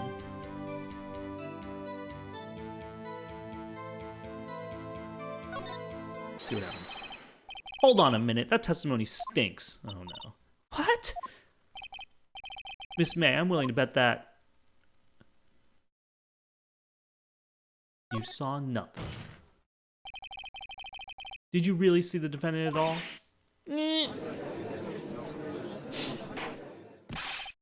Mr. Wright, what's the meaning of this? Yes, what's the meaning? Somebody tell me, because I'm clueless. About this, I mean. Okay. If you had really witnessed my client, Maya Fey, you would have noticed her clothes before noticing her physique. Dang, dude. No one wears clothes like this on a daily basis except for her. And I'm no expert on fashion, but her hairdo looks far from normal to me. However, the witness testimony mentions neither of these things. Testimony's bogus. But... Still, we don't know if she was dressed that way the night of the murder. She was, Your Honor. I saw her. And so did Detective Gumshoe. What do you say to that, Miss May? What are you trying to say? You mean, lawyer? I saw what I saw. I just didn't think all the trifling little details were necessary, darling. Miss May, the court would like to remind you to please omit nothing in your testimony. I'm sorry, Your Honor. I'll be a good girl, I promise. Your testimony again, if you would. Damn, I almost had her.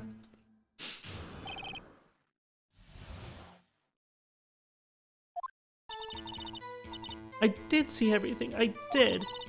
The victim, the woman dodged the first attack and ran off to the right. Then the girl in the hippie clothes ran after her. Off to the right. Let's look at the floor plan for a second.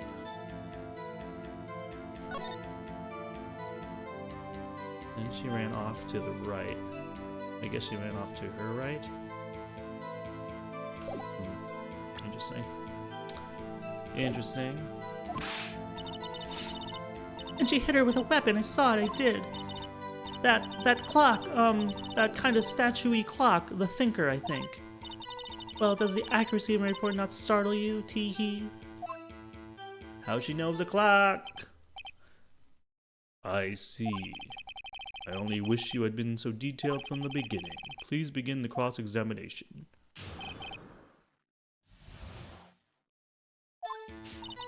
I did see everything, I did. The victim, the woman dodged first attack and ran off to the right. Shall we present floor plan? Your Honor, that statement contradicts the evidence. It does? I don't see anything contradictory. Huh? Really? Oh, no. Damn it. That was bad. That was bad.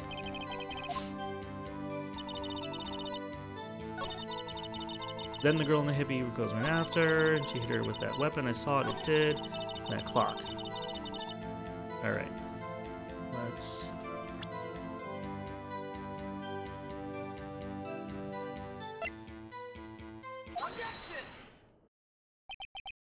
Miss May, what you just said right now is quite revealing. Revealing? Ooh. You'd like that, wouldn't you, naughty Mr. Lawyer? You just said that the statue of the thinker was a clock, but there's no way in knowing that just by looking at it. Another person in much the same position as you recently called this a clock too, and he was found guilty of murder. Order! Order! Miss May, can you explain how you know this was a clock? The witness saw the murder with her own eyes. That's all that's important here. The defense is trying to confuse the issue with trivial concerns. Yes, yes, of course. You will withdraw your question, Mr. What? But questions are all I have, Your Honor. And as you may recall, I've caught murderers with these questions before.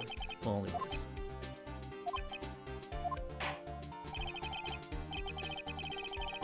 Objection sustained.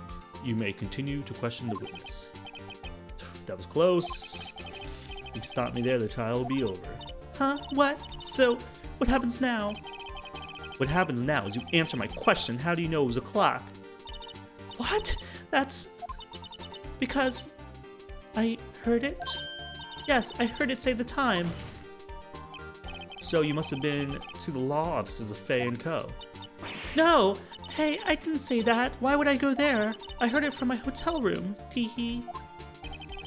The law offices of Fay & Co., where the murder took place, is very close to the hotel. She could easily have heard the clock. Well, Mr. Wright, are you satisfied? No, Your Honor. I'm not satisfied because... she couldn't have heard it. You were at the hotel. There's no way you could have heard a clock go off on the building next door. You have proof that you could not? Oh no. Amateurs, amateurs. Listen to me, Mr. Wright. In the courtroom, proof is everything. Without it, you have nothing. You are nothing. Then I would like to propose a test to see if you really could have heard it. Oh, and thank you so much for the resub, Sea Otter. He says, remind me that if I ever need legal help, never to call Kurt Game. Listen, I'm gonna take this person down.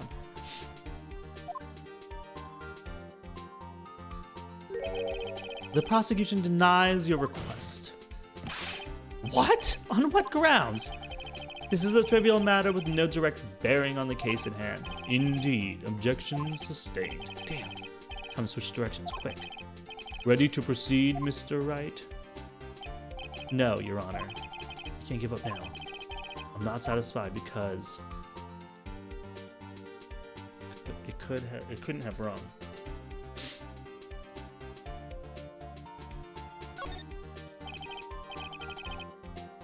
Oh yeah, that's right, there's no internal clock in there anymore. Your Honor, members of the court. It is inconceivable that the clock in question rang.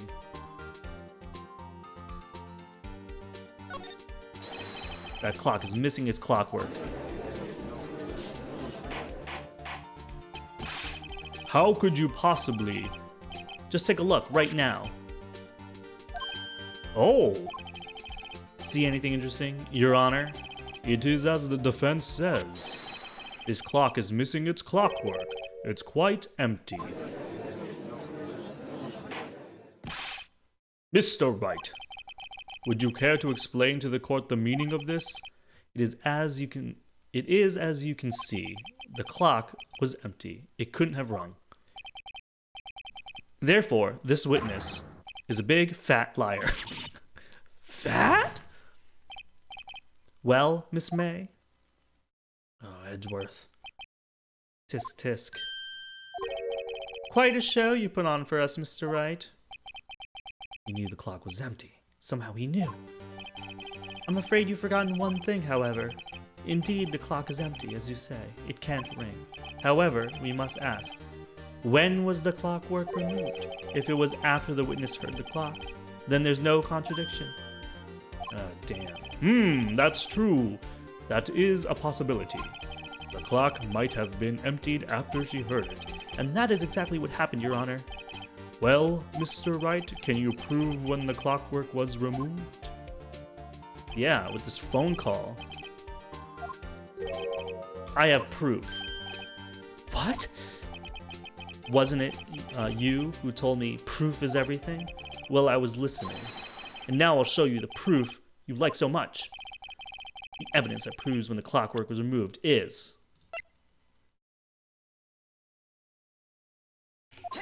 Take that! Take a look at this. That's a very cute cell phone. Woohoo! You have a girly phone. Wait, this isn't my phone. Listen. This is the defendant's cell phone and it contains a recording. A recording of a conversation he had with the victim on the day of her murder. Order. The defendant's cell phone? This isn't brought to my attention. Perhaps Detective Gumshoe overlooked it. Grumble. The good detective better remember he's up for evaluation soon. I gotta say, I'm starting to feel bad for the big fella. Let's hear the conversation.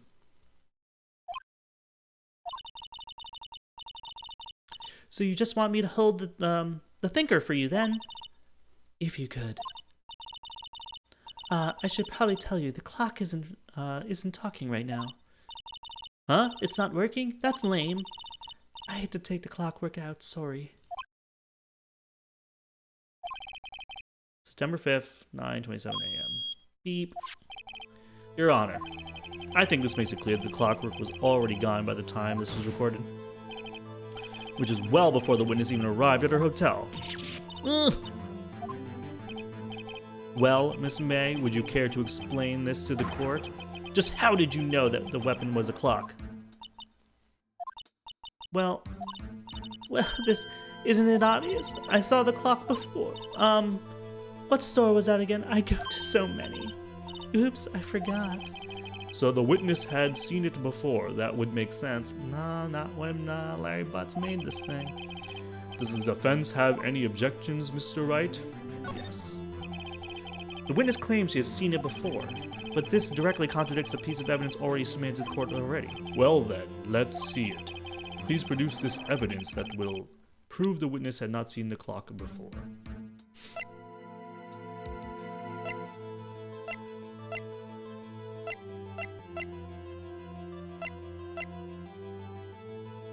Wiretap. Here is undeniable proof. Huh? Please, this is a court case, not some surrealist performance art piece.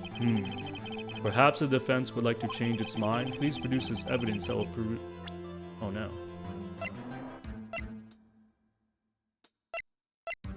Oh, let's just present the clock. It's simple. This clock was never in any store ever. What? A friend of mine made that clock. Only two exist in the world, and the one that isn't here is in police custody. Impossible. Everything is sold in stores.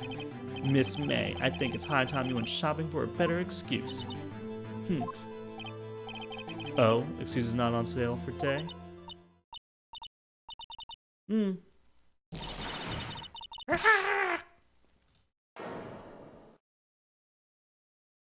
That was a little much. Oh, she's on to the next level. What's it to you, porcupine head? That stupid clock doesn't matter, okay? She did it, and she should die for it. Die! Whoa, let's not get ahead of ourselves. This is a court of law, and the witness will remain calm.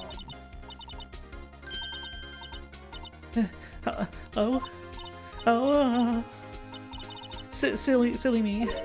Did I, lose it? I guess I did. Scary. Miss May, let me ask. Tell me, how did you know the weapon was a clock? Oh dear. Does the defense have an opinion on this behavior? Okay, this is it. Yes, Your Honor. Allow me to explain. I see the truth in the matter. Miss April May, you knew the weapon was a clock because...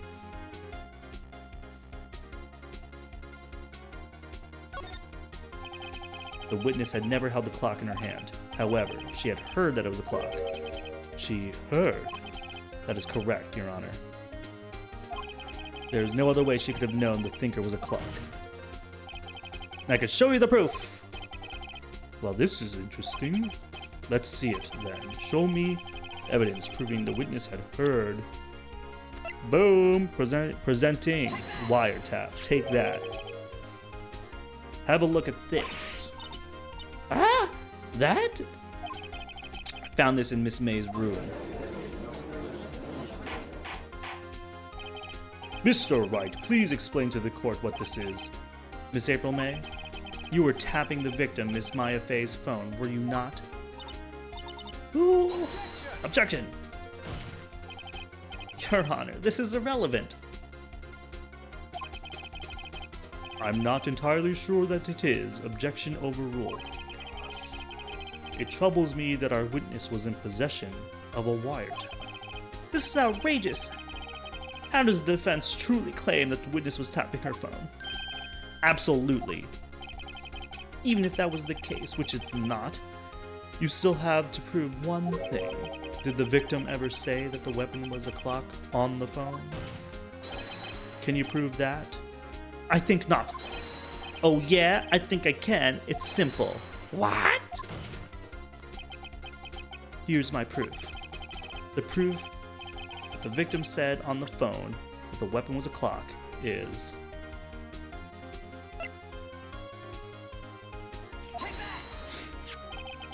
I present the defendant's cell phone. Yes, we've seen that. Listen once more to the conversation between the defendant and the victim. Mia, what's up? You haven't called in a while. Well, actually, there's something I want you to hold on for me. Again, what's it this time? It's a clock. It's made to look like that statue of the thinker, and it tells you the time. Miss April May, you used the wiretap to listen to this conversation. That's how you knew the thinker was a clock. Am I wrong?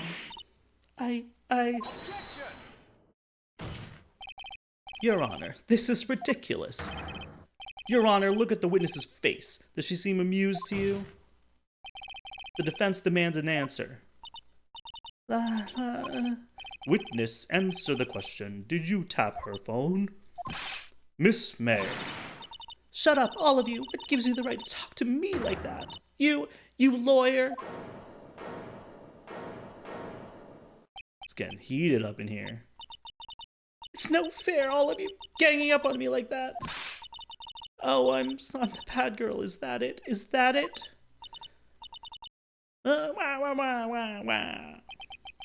That did it. The court's seen the real Miss April May now. Now to deal with the final blow.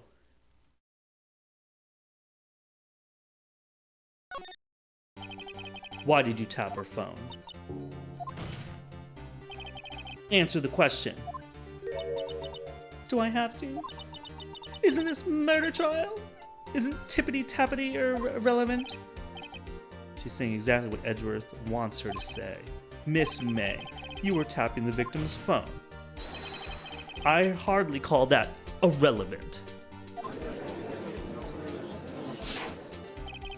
While this court does not condone the defense's tone of voice, he has a point.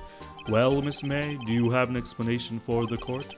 Can you prove you had nothing to do with this murder, even though you tapped her phone? Ha! I'd like to see her pull that off. Mr. Lawyer, I saw that evil grin. You would probably think I'd like to see her pull that off, weren't you? Damn, she's good. Well, you're not the first man who's thought that. And of course, I can and will. You can't be serious, no way. Way, I say, way. And oh, I assure you, I'm serious, Mr. Lawyer. Humph. Okay, so the killing happened around 9 o'clock at night. Why, that's just when I was getting room service from that sweet bellboy. Room service? Iced coffee, I believe it was. Iced coffee, you know, like normal coffee, but cold. If you don't drink it quick, the ice melts and you have regular cold coffee. Ice coffee? I think I'm making this up. Ask the bellboy. Ergo, the witness was not on the scene of the time. Wait, was not on the scene at the time of the murder. So, where does that leave us? It is my great displeasure to inform you that the witness appears to have been tapping the victim's telephone. However, that is a separate crime with no bearing on the current case whatsoever. Her testimony stands. She saw the defendant, Maya Fey, commit murder. No, they're going to let her just walk away. There's no way I can win this unless I tie Miss May to the murder somehow. Well, does the defense have anything to say? Well, come on, think of something. Call the bellboy as a witness or continue examining. All right, team. Do we call the bellboy as a witness now? Do we think we tapped Miss May? She had champagne in the room, not iced coffee. And I guess we can ask the bellboy about that. We already used that. We already used that. We didn't use that yet. Dang, dude. I think we gotta call the bellboy. The defense would like to call the hotel bellboy as a witness. There's something suspicious here, and I'm going to get to the bottom of it. I think you've sunk quite low enough already. I object to calling the bellboy. Why? What's your reason? Because I hold that the wiretapping had nothing to do with the killing. However, if you agree to one condition, I'll consent to calling this witness. Condition? If Miss April May's alibi is not called into question after you examine the bellboy, then you will recognize that Miss April May was not the killer, thus she is innocent. And thereby, you must also accept the verdict of guilty for Miss Maya Fey. That is my condition. What? Oh no. Otherwise Maya will be declared guilty on the spot. What should I do? Well, if it's the two choices are give up and accept a condition, then we gotta accept a condition. Understood, I accept your condition. Fool. You fell right into my trap. Uh-oh. Very well. The court calls the hotel bellboy to the stand.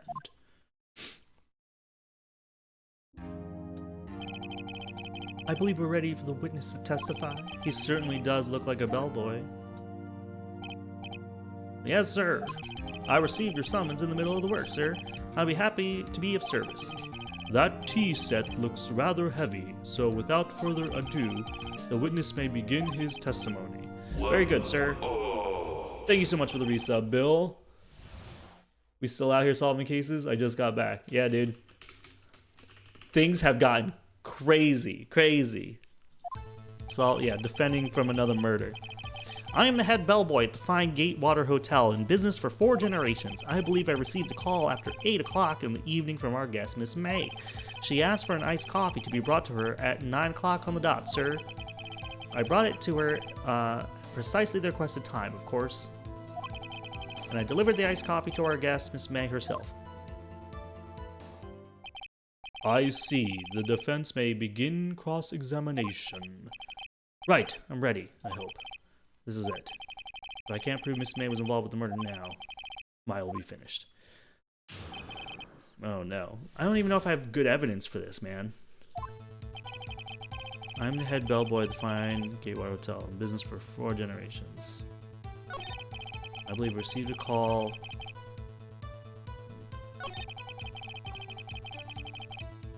Let's press him on that. 9 o'clock on the dot, you say? Yes, I confirmed that details several times. She was watching a program on the TV and wished drink after she finished, sir. 9 o'clock. Time of the murder. I brought it to her precisely at the requested time, of course. What do we have, fam?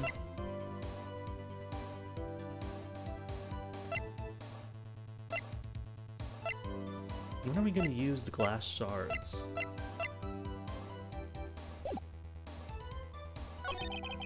I delivered the iced coffee to her. Let's press him on that.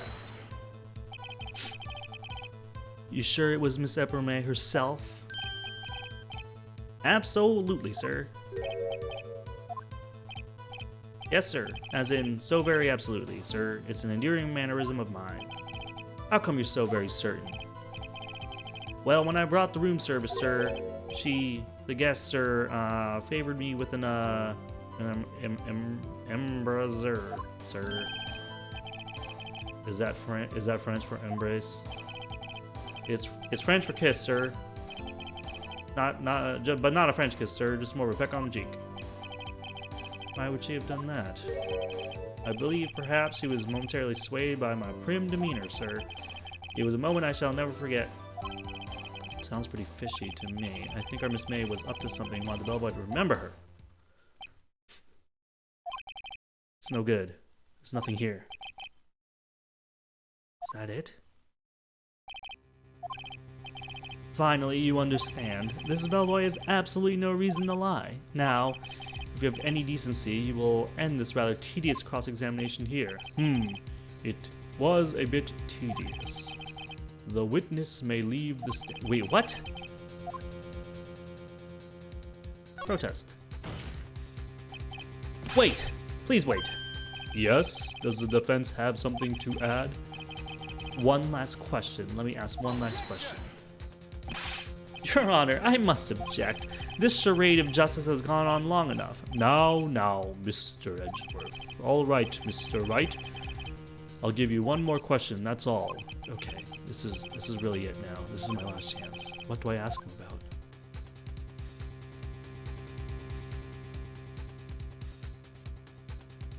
Oof. Do I do about room service or bed making? Maybe room service? Tell me again about the room service. Again, sir? Exactly 9. I delivered room service to Miss May in room 303.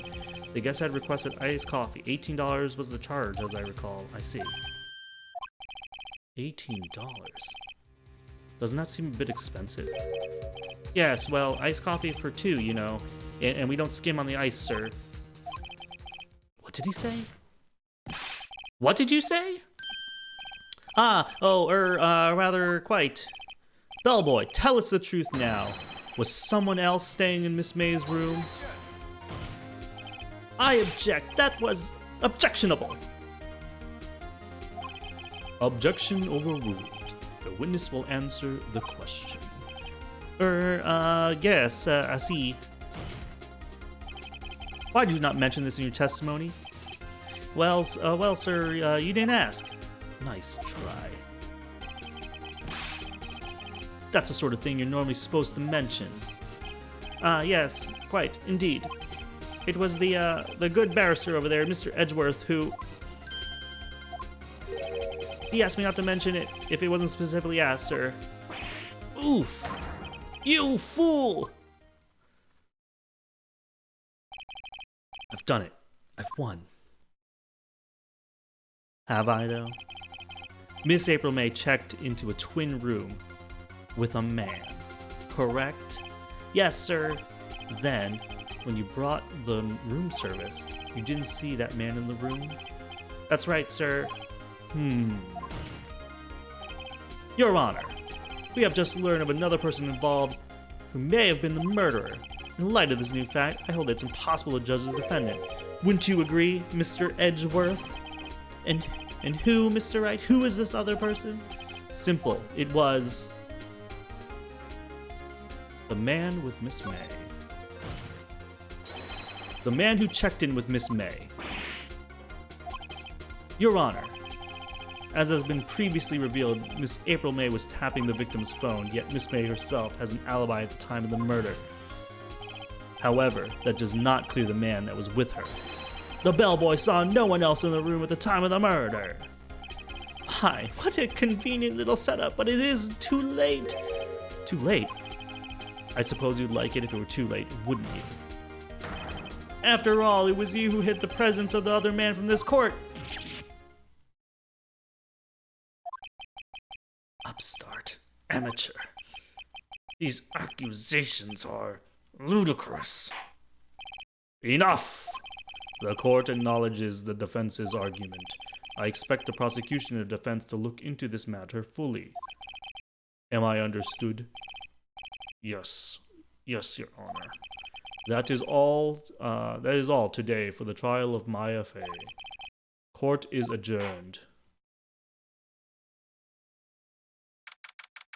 September 7th, 2:24 p.m. District Court, Defendant Lobby Number 1. Mr. Wright, you were amazing in there. Really? Thank you. I think I might be your newest fan. Oh, I was just doing my job. Oh, I was just doing my job, you know. Then again, the other attorney was pretty cool too. Huh? That face of his, with his eyes wide and his trembling lips, it sent shivers up my spine. If you say so. So what happens with me? Do I get to go home now? No, I don't think so. Not yet. Oh, I see. But I got a great lead in today's trial. A lead? That man with Miss Bay, he's the key. Oh, I get it. What happened to Miss Bay after that, anyway? I heard they arrested her. I guess she's learning her charms won't work everywhere. She's probably at the detention center now. I may have to go down there later. Anyway, this case is far from closed. Yes, sir. I'm going to find out more about this man. Do you think he was the one who... Maybe so. Sis, Don't worry, I'll find out by tomorrow, I promise. I'm counting on you. Dude, this is a long case. I asked for a full record of April May's testimony. I thought it might come in handy during the trial tomorrow. But now that I have it, I'm not so sure. Most of her testimony was all lies. In fact, there's only one part that hasn't been stricken from the record. Object attacked then ran to the right, but she was caught and struck. I don't know how much good this will do me at all. Anyway, time to hit the pavement and do some investigating. Maya doesn't belong in a detention center. It's up to me to set her free. Ooh. As much as I want to continue, I think I might have to call it quits for today.